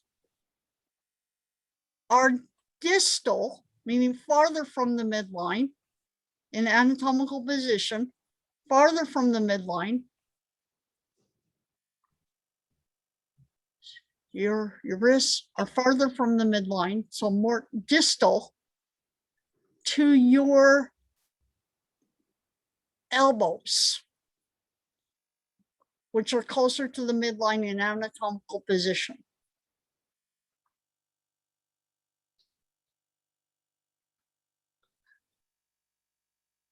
Your ipsilateral and contralateral. Ipsilateral meaning it's on the same side of the body. Contralateral meaning it's on the opposite side.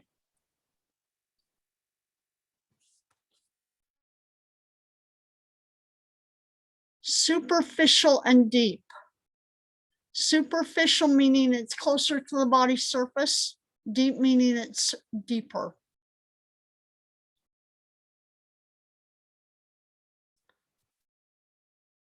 Any questions about these directional terms?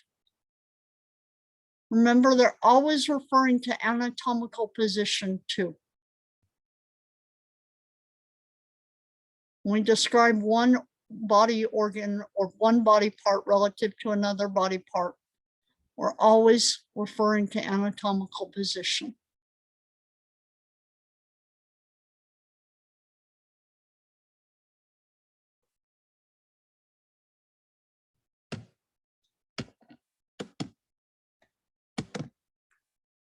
Body planes and sections.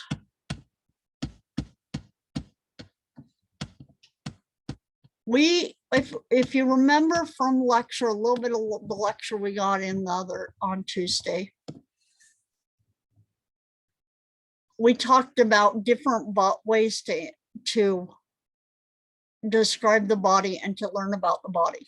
We can use X-rays, we can use MRIs, we can use CT scans, and we will briefly go over this again on Tuesday. So we can use all these different planes to visualize the body. A frontal plane or a frontal section is a section that is going to separate the front of the body, the anterior part of the body, from the back part of the body or the posterior part of the body. A sagittal section or a medial section, you're also going to hear it called a medial section. Medial, M-E-D-I-A-L. Medial section is referring to separating the left side of the body from the right side of the body. That's, when it's sagittal, when it means just sagittal by itself, means equal halves left and right. And cut it so it's equal halves left and right. When it's parasagittal,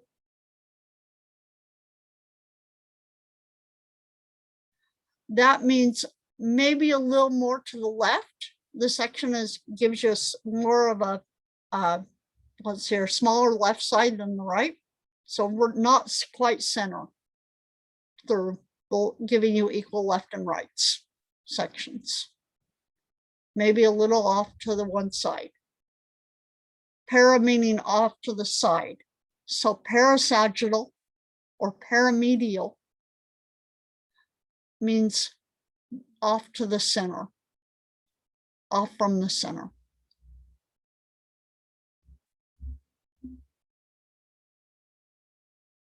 A transverse plane, meaning separating the top of the body from the bottom and looking at a plane that way.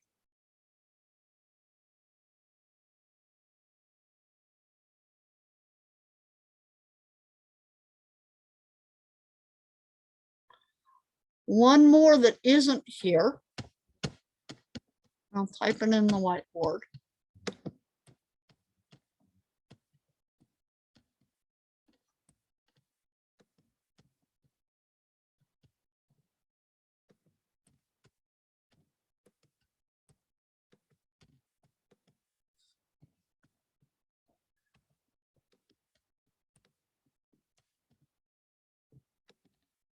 Is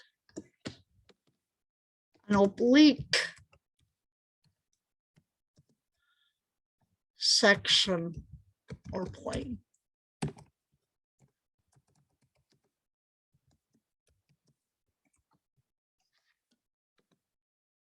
What oblique meaning at an angle.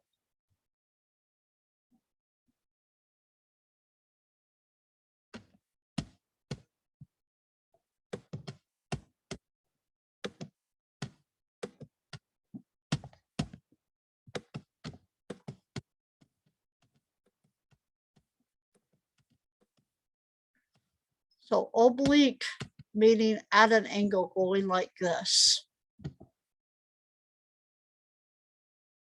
Oblique meaning going like this. Or going like this.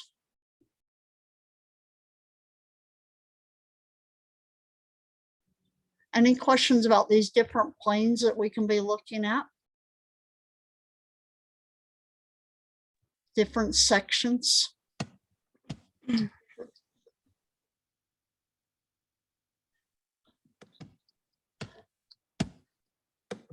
With anatomy and physiology, we also talk about multiple organ systems. We have the integumentary system. And I cannot remember what integumentary specifically means, but it has to do with the skin. It also has to do with the hair and the nails and any cutaneous glands, meaning those in the skin. So like the pores on your face. Principal functions of the integumentary system are protection, water retention, preventing you from getting dehydrated.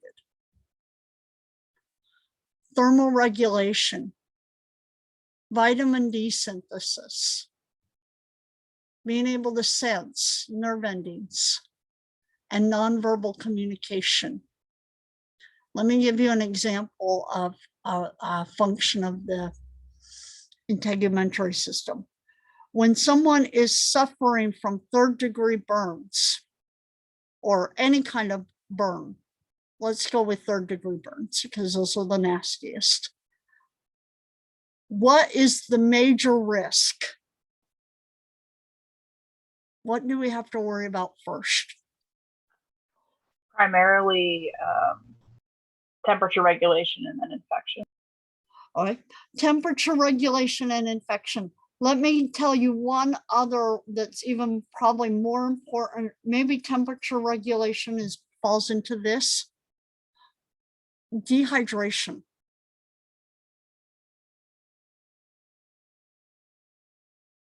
You wouldn't think, for me, I thought what Ashley said, that it would be infection and temperature infection. What she said second, that's what I thought would be the first risk. But your skin, the tissue on your skin, your epithelial tissue is keratinized. It's full of keratin, which is a substance that allows your skin to be water resistant. What that does is it keeps you from dehydrating through your skin. It allows your body to retain water and hold it in. That might have been Aaron. So the first major risk of burns is dehydration.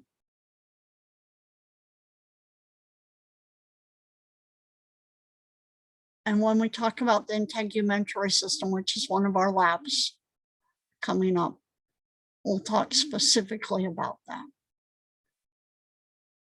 The second organ system is the skeletal system, which is primarily your bones, your cartilages, and your ligaments. So the principal functions of your skeletal system are support, movement, protection, protective enclosure of your viscera. Viscera means organs. Blood formation in your bone marrow. Mineral storage, and electrolyte and acid-base balance. A lot of your ions like magnesium and calcium and phosphate are stored and regulated within your bones. If you need increased blood calcium levels, that calcium is from your bones being broken down to release calcium into your blood. When you have too much calcium in your blood, which means hypo, when you have too much calcium, or excuse me, means hyper, when you have too much calcium in your blood, which is hypercalcemia, that is because you have too much calcium in your blood. So therefore your bones start to absorb some of the calcium from your blood to lower the calcium levels in your blood. So one of the predominant functions of the skeletal system is mineral storage and regulation and electrolyte and acid-base balance.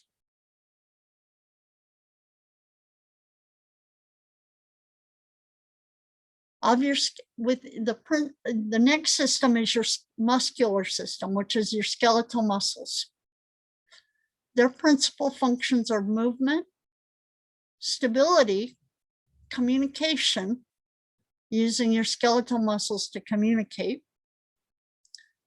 control of body openings, opening and closing your mouth, opening and closing your eyes, heat production.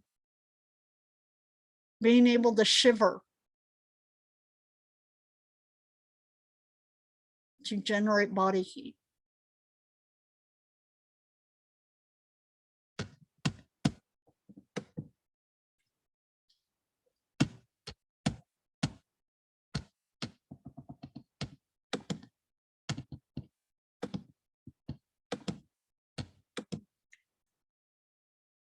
Principal organs of your, next organ system is your nervous system. Principal organs of the brain, spinal cord, the nerves, the ganglia. Principal functions, rapid internal communication, coordination, motor control, and sensation.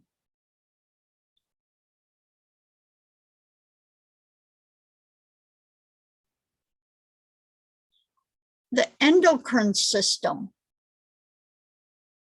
Principal organs are the pituitary gland, the pineal gland, the thyroid gland, the parathyroid glands, the thymus, the adrenal glands, the pancreas, the testes in males, and the ovaries in females. Predominant functions or principal functions, hormone production, internal chemical communication and coordination through hormone production.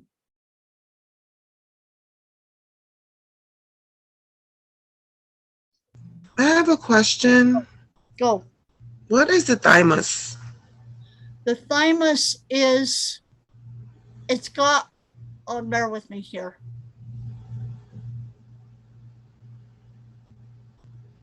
The thymus is part of your immune system. If you get one of the next slides, it's going to talk specifically about that. Okay. It's part of your immune system, which we'll talk about. So principal or so of your, oh, I'm sorry, it's here too. Bear with me. I apologize. The thymus is an organ right here, which as a child, it's very, it has to do with development of your immune system and creating hormones that are important to your immune system. So it plays a part in both the endocrine system and the immune system.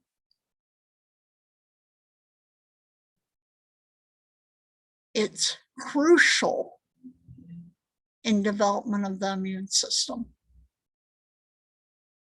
If you've ever heard of T cells,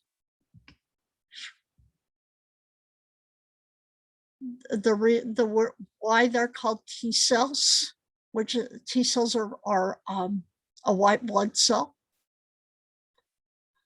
T cells develop in the thymus.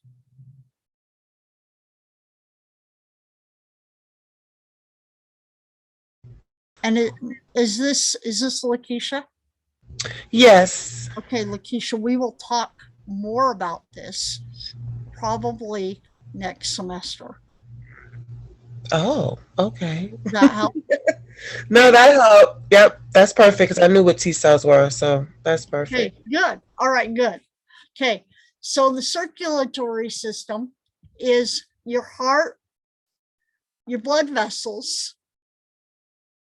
The principal functions of the circulatory system are distribution of nutrients, oxygen, waste, hormones, electrolytes, heat, immune cells, and antibodies. Immune cells and antibodies are both part of the immune system. So these systems interrelate, just like Lakeisha's question about the thymus. Yes, it's part of the endocrine system. However, it also plays a part in the immune system. The circulatory system is involved in distribution of cells that belong to the immune system. Also has to do with regulating, helping the respiratory system with distributing oxygen.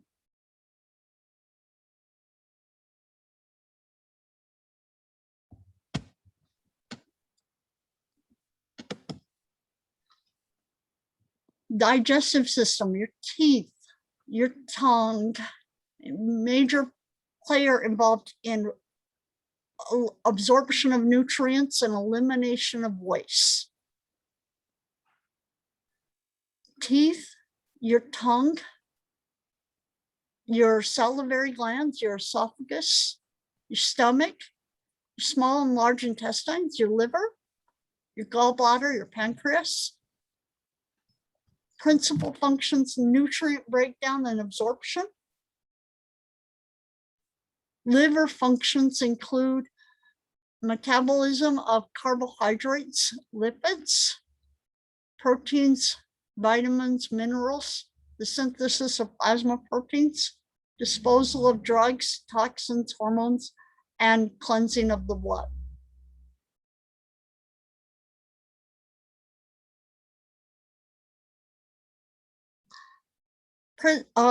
Male reproductive system, testes, epididymis, spermatic ducts,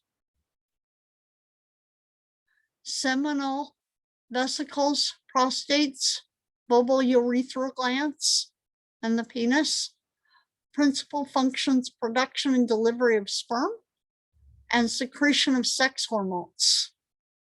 So the testes, if you remember, that's what a principal organ here. It's also a principal organ in the endocrine system.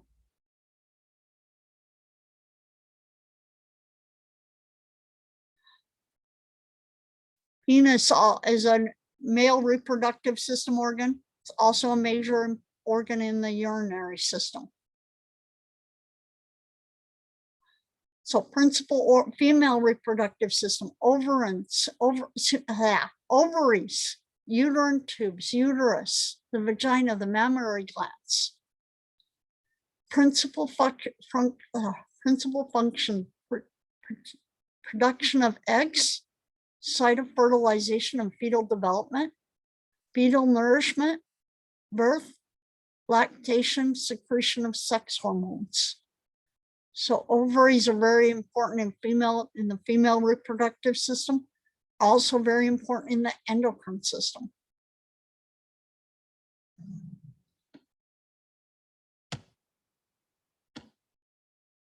Why do I feel like we missed some slides? Maybe okay, we talked about the urinary system back here. Did we skip this slide? Yeah, we didn't talk about these. I'm like, I don't remember talking about this. So lymphatic system, which is also your immune system. So this helps with Lakeisha's question a little bit more. The lymph nodes, the lymphatic vessels, the thymus, her favorite organ. Lakeisha, I've decided that's your favorite organ, okay? Your spleen. Okay. Your tonsils. Principal functions, recovery of excess tissue fluid, detection of pathogens, production of immune cells, and defense against disease.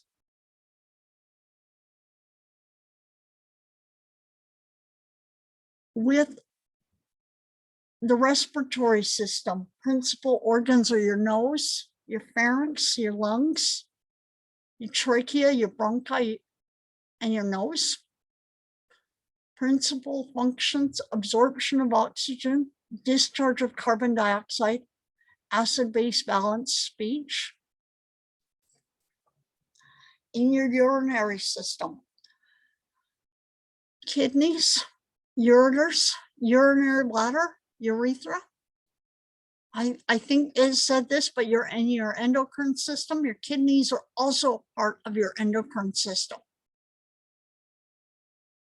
elimination of principal functions of your urinary system, elimination of waste, regulation of blood volume and pressure. It does a lot of that through hormones, through the endocrine system. Stimulation of blood cell formation through the endocrine system. Control of fluid and electrolyte and acid-base balance and detoxification.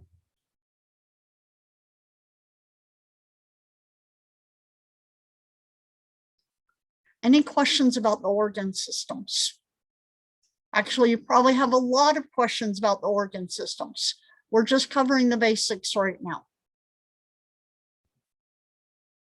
And over this full year of A&P, you're going to learn a lot about organ systems, more than you probably ever wanted to know, and more.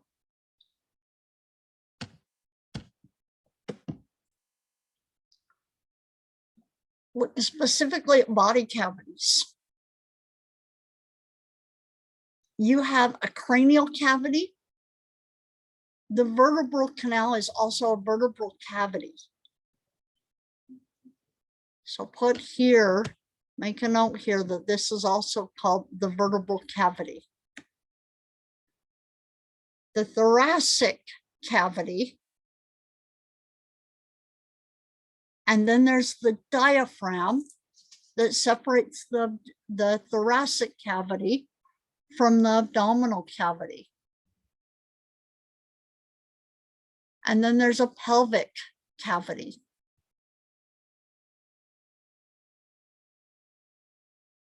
We have what is called the abdominal thoracic cavity. A splitting point between those two cavities to separate one from the thoracic cavity and one from the abdominal cavity is the diaphragm.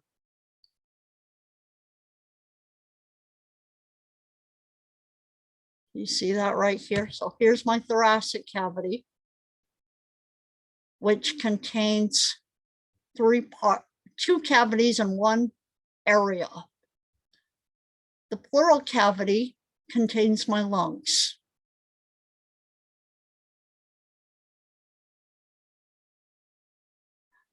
My pericardial cavity, peri meaning around, cardial meaning heart. Pericardial cavity contains the heart. The mediastinum is right here in the center. Contains my trachea. This little thin tube right here.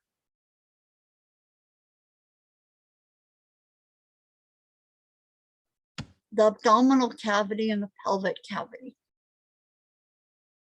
Your questions on your lab exercises are going to ask you, it's going to give you an organ and say, which cavity is this in?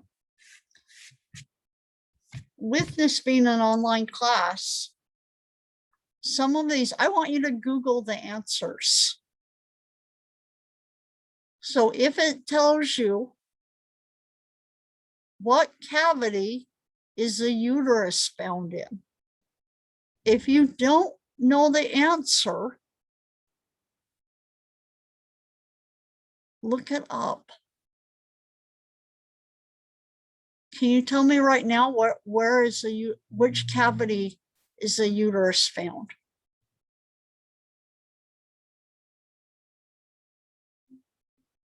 Pelvic. Yep, it's in the pelvic cavity.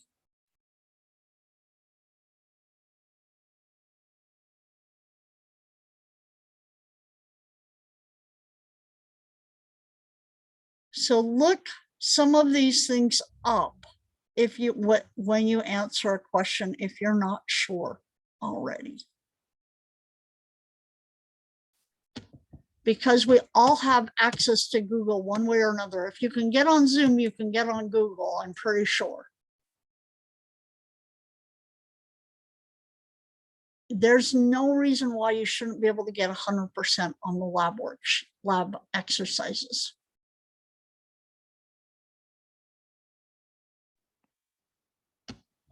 I don't. And these are due by next Tuesday.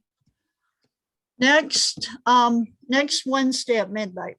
So all lab exercises that we do, that we cover today are due next Wednesday at following midnight. Wednesday.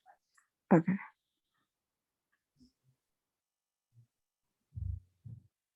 So serous membrane, serous means wet.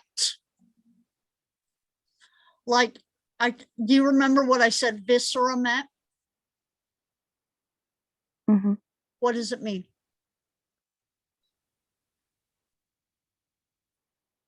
What does viscera mean?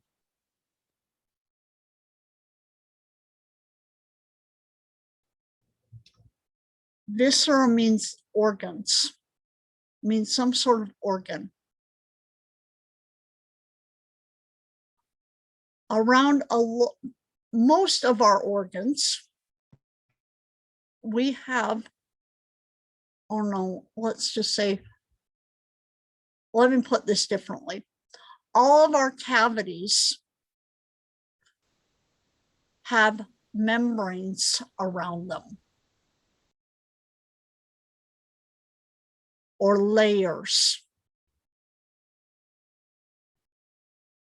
For example, around in the pericardial cavity, we have a parietal layer and a visceral layer.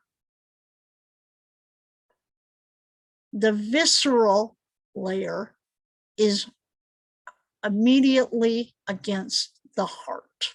It's right on top of the heart. Remember, peri means around and cardial means heart. So the visceral layer of the pericardial cavity is immediately around the heart.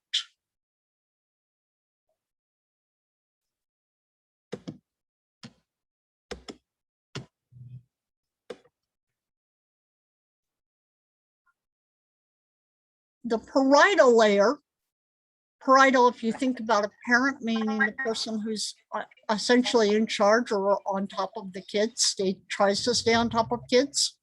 Doesn't work very well, I'm sure.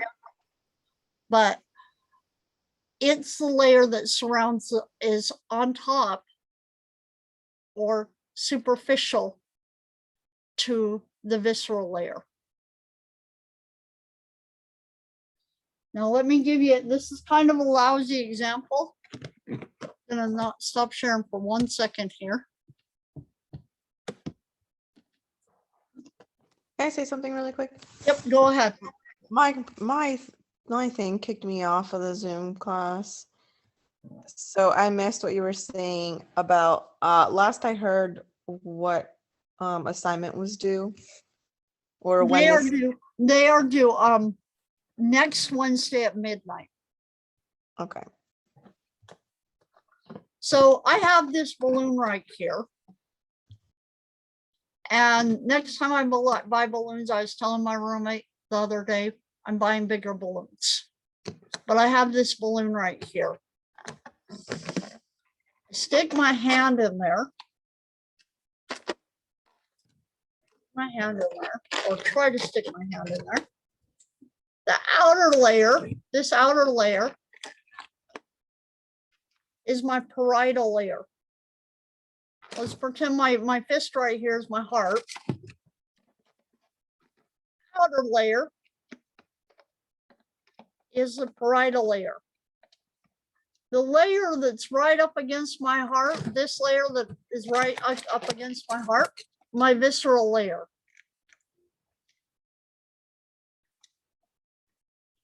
The layer, the fluid in between, or the space in between those two layers, or in between this layer and this layer that I make, is my cavity.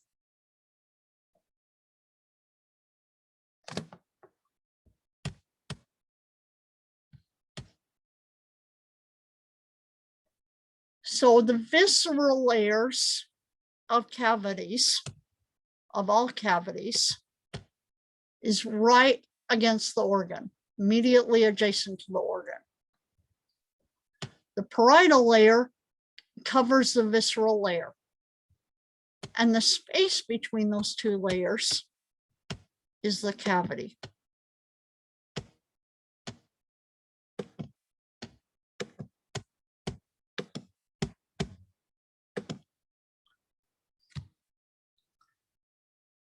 So we have, with each cavity, we have serous membranes. We have visceral layers, visceral membranes, and parietal membranes or layers. Around the, and also, for example, in the pleural, we have a pleural, a visceral pleura, pleura meaning also the membrane, but this membrane, these are membranes in the lungs. Pleura means lungs. So we have a visceral pleura and we have a parietal pleura. I'm going to backtrack for 1 second here. You have you, I know that at least some of you work in a nursing field of some sort already, or have some experience nursing. What does it mean to have fluid build up around the heart? CHF, Say it again. congestive heart failure. It ends up being a symptom of congestive heart failure. Why does that result in congestive heart failure? I've always understood that water and salt follow each other. So when you eat and drink too much. Can you say that one more time? I said I was always taught that water and salt follow each other. So when you have too much fluid in the body, it hangs onto the heart and it builds up around the heart. That's kind of, that's partly right. That's partly right. A lot of it is sometimes just, it's not so much of a systemic water, too much water. It's an infection can cause you to get fluid buildup around the heart. Oh, pericarditis. Yes, pericarditis. You're right. A different way. I'm sorry. No, that's okay. That's okay. Pericarditis. What does that mean? Itis means an inflammation. Pericarditis means inflammation around the heart. I'm sorry, I hear water in the background. I can hear it too. And so it means someone needs to mute their mic if they can. Okay, so what that means is, one more stop share. I have this like this. Here's my parietal layer on the outside. Here's my visceral layer on the inside. And I have a lot of fluid. Here's my heart. I have a lot of fluid around black. Okay, and my heart, my pericardial cavity just exploded. Give me 1 second. Okay,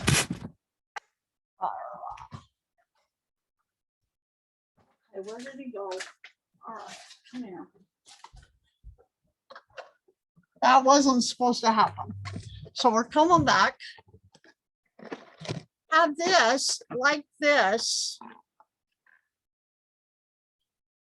Here's my pericardial layer, my visceral layer on the inside. Here's my heart trying to pump. There's so much pressure around it. Is the heart going to be able to work effectively as a pump? If it's got to work against all this pressure surrounding it? No. No. That's what congestive heart failure can cause. Is because there's too much fluid around the heart. And the heart can't pump against it very effectively.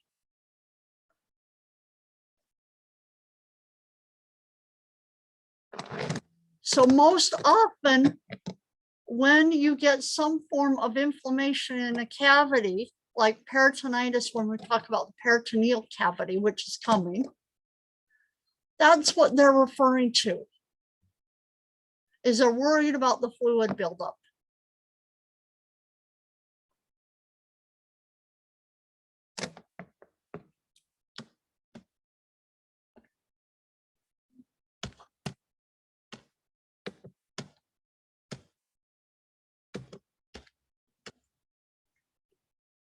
Within the lungs, this cavity right here is normally under a negative pressure. So the visceral pleura is essentially sealed up against the parietal pleura. What's a pneumothorax? Have you heard of a pneumothorax or a collapsed lung?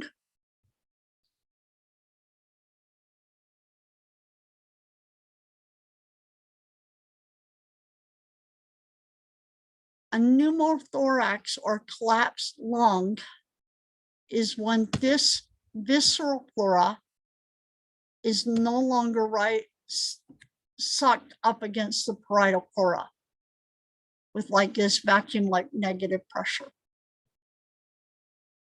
Something has happened to introduce air into this pleural cavity, causing the lung to collapse because it's no longer sucked up. And they have to insert a chest tube and get that air out and restore this to a negative pressure again.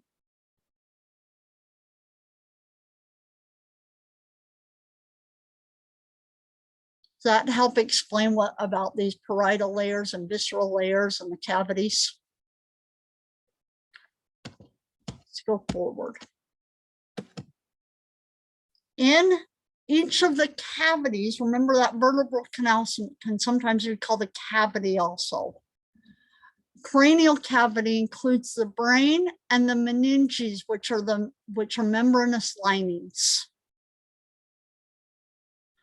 So the meninges, if you've ever heard of someone getting meningitis, inflammation of those meninges, an infection of those meninges. The vertebral canal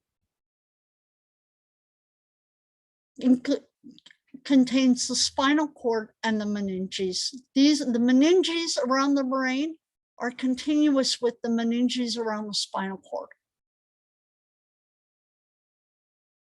The thoracic cavity includes both the pleural cavities and the parietal cavities. The mediastinum is also in this area. So off to the side here, right, the mediastinum is also here. The pleural cavities, and there's two of those, include the lungs and the pleura, the visceral pleura and the parietal pleura. Pericardial cavity includes the heart and the visceral and pleural pericardial layers.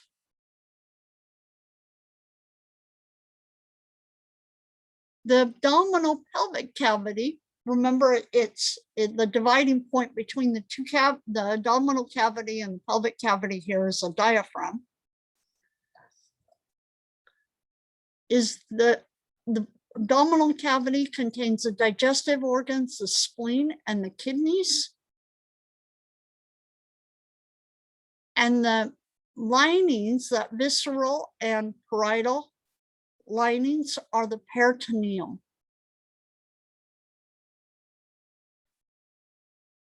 The pelvic cavity contains the bladder, the rectum, and the reproductive organs. And the linings are also, again, the peritoneum.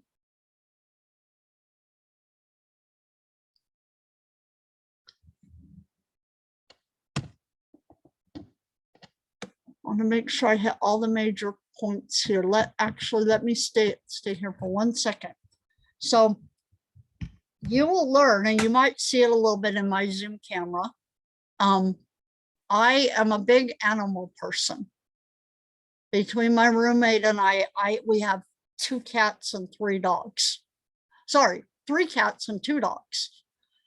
Right now, my roommate is actually traveling down to Virginia to have one of our dogs put down. So I'm struggling a little bit with that. But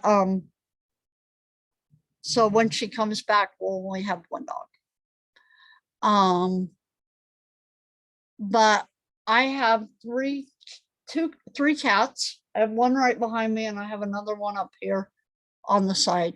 And the reason I'm telling you all this is because one thing that have a decent amount of experience with is what they call feline infection, infectious peritonitis. What that is it is infection and inflammation of the peritoneum.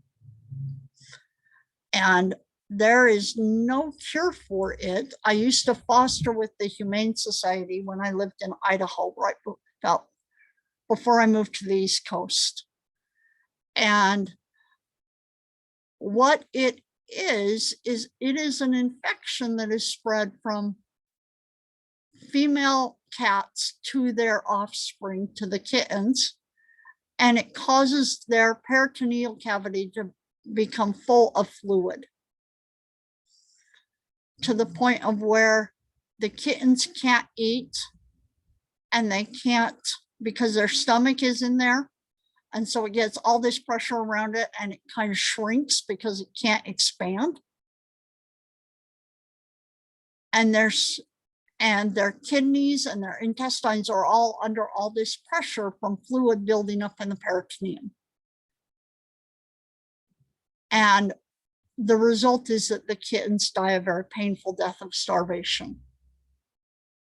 It's really hard, and I can tell you there's no cure for it, and it's traumatic, and it's really hard when you're trying to save some kittens to realize that there's nothing you can do and that you have to have them put down.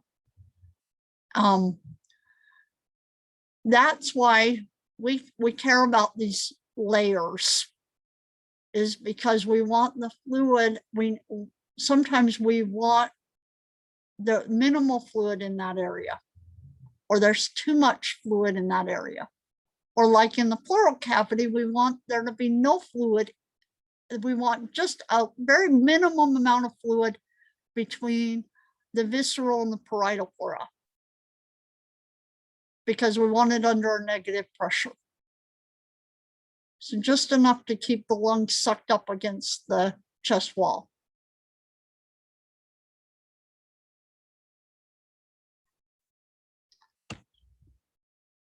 Now, shifting gears just a little bit more here.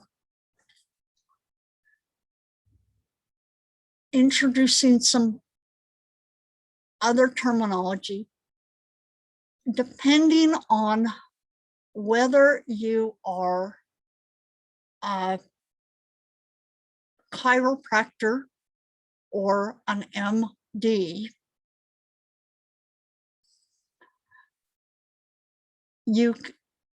Depends on that will determine which of this two sets of, whether you refer to these as abdominal pelvic quadrants or abdominal pelvic regions. For right now, we learn both. So your right upper quadrant, your left upper quadrant, your right lower quadrant, and your left lower quadrant.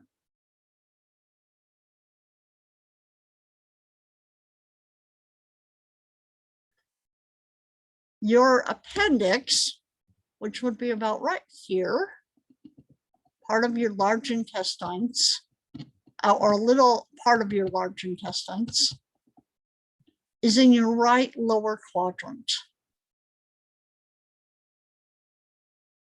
Your spleen is about right here. So it's in your left upper quadrant. Your kidneys are, the majority of them, the most of them, are in your right and left lower quadrants. Your stomach is predominantly in your left upper quadrant, maybe a little bit in your left lower, but mostly in your left upper. Your liver is, majority of it is in the right upper quadrant with a little bit in the left. It's a pretty big organ overall.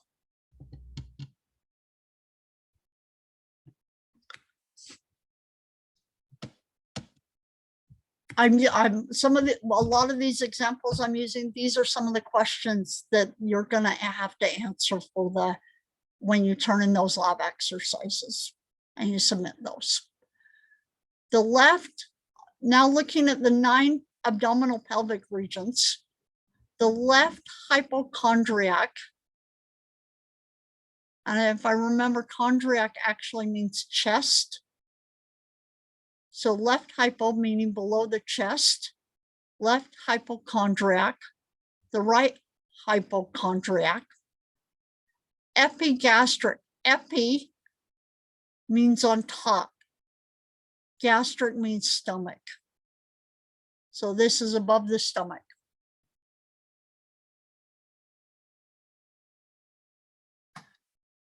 The left lumbar, remember that this area right here, when we were looking at the models earlier, or the pictures earlier, this is the lumbar region. So right, left lumbar region, right lumbar region. And the umbilical region. If you remember those terms from earlier that we went through, you can see how they're coming into play here too also. The left inguinal region, another one of those terms, the right inguinal region. And the hypogastro, remember hypo means below or less than. Hyper means too much.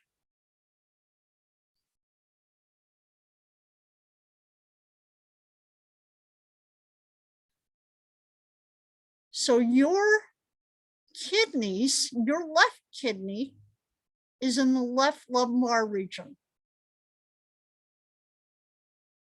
Your right kidney is in your right lumbar region. The majority of your small intestines are in the umbilical region.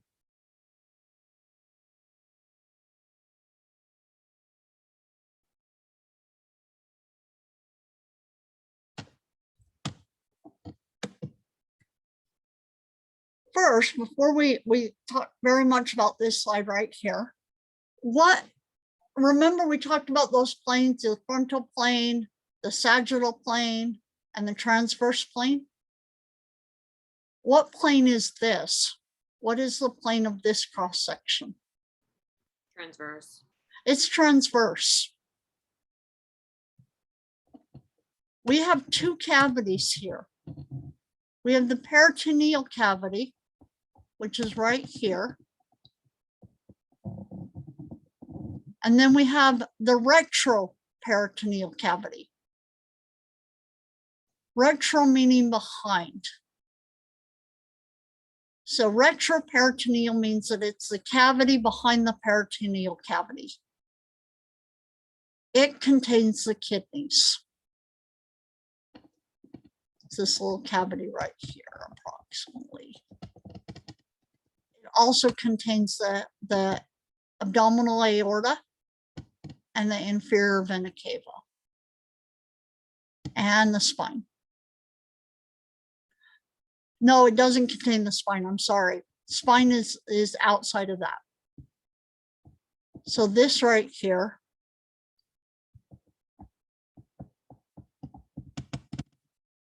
is all of the retroperitoneal.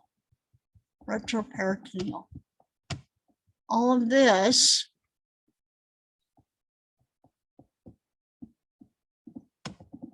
is the peritoneal cavity. Now, if you look here, these little sections right here, these are the intestines. What that means is that the intestines are considered to be retroperitoneal. You can see that the retroperitoneal membrane is going around it. That means that it is also considered to be retroperitoneal.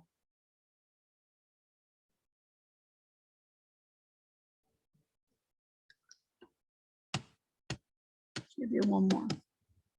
What is this? What is the plane of this cross section right on the left side here?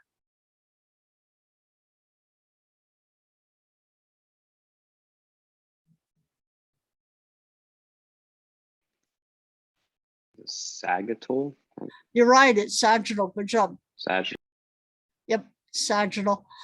You know what? If I think your pronunciation is off, I'll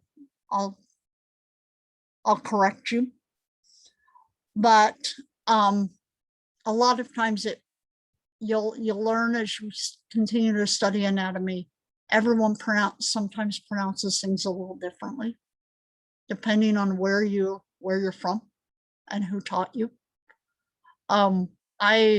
I've been dabbling personally into anatomical forensics. And so I've been listening to a book by a forensics anthropologist who's from Scotland. Guess what? She pronounces everything differently from what I learned. And I have to think when she says stuff and think, okay, what is she saying? Because it's different from how I know how to say it. So yes. So I'll correct you if I think you're really off, but your chances are you're not. So looking at this, the liver, what he's stretching right here is the omentum, which is the tissue. If you see lesser omentum here, greater omentum, it's a tissue that's essentially helping, it's connective tissue that helps keep the organs in place and keep them organized.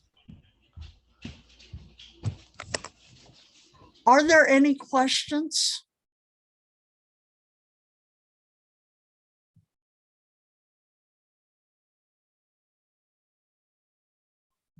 When you're going through the lab exercises, what I want you to do is some of these you'll probably know right off. Some of those answers you'll know right off. So these are the ones coming back. Let's flip one more time. Let me get out of this. I'll look right here.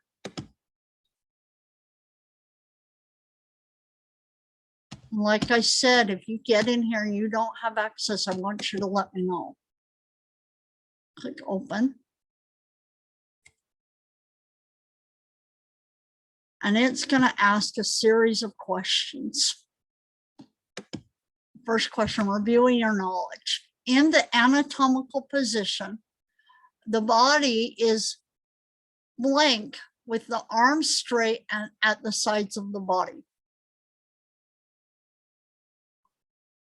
Supine meaning with your chest down, prone meaning you're on your back, you're laying on your back. Horizontal or vertical? What does anatomical position mean? Are you laying down? Horizontal. So are you laying down if you're in anatomical position? No. What are you doing? Standing up. And so are you probably vertical? No, vertical. Okay, it's all right. No, it's all right. So the answer is vertical. You can see mine gives me the answers. Yours should not give you the answers. If it does, you may just not want to tell me. I hope it doesn't. Let's go. So that's the answer for the first one. So the second one here. The armpit is to the upper limb what the groin is to the lower limb. Where's your groin? Your groin is about where your inguinal area is. So if you don't know what the term groin means, look it up on Google. Armpit right here to your upper limb. Groin is down here. So your armpit is to your upper limb as the groin is to the lower limb.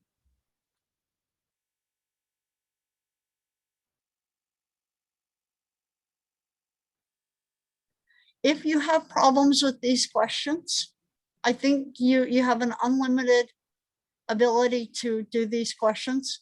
If you run into a problem with these questions, email me and tell me, okay? Okay. All right. Have a wonderful day, okay? You do. All right. All right. Thank you. Have a good day. You too. All right. Thank you.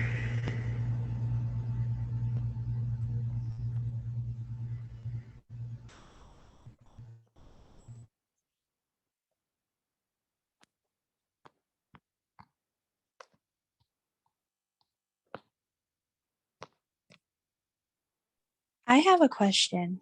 Okay. For the PowerPoint that we just went over, can you put it on D2L?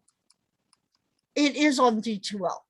Is it? I can't find it at all. Let me show you really quick. It's under lab exercises. Okay.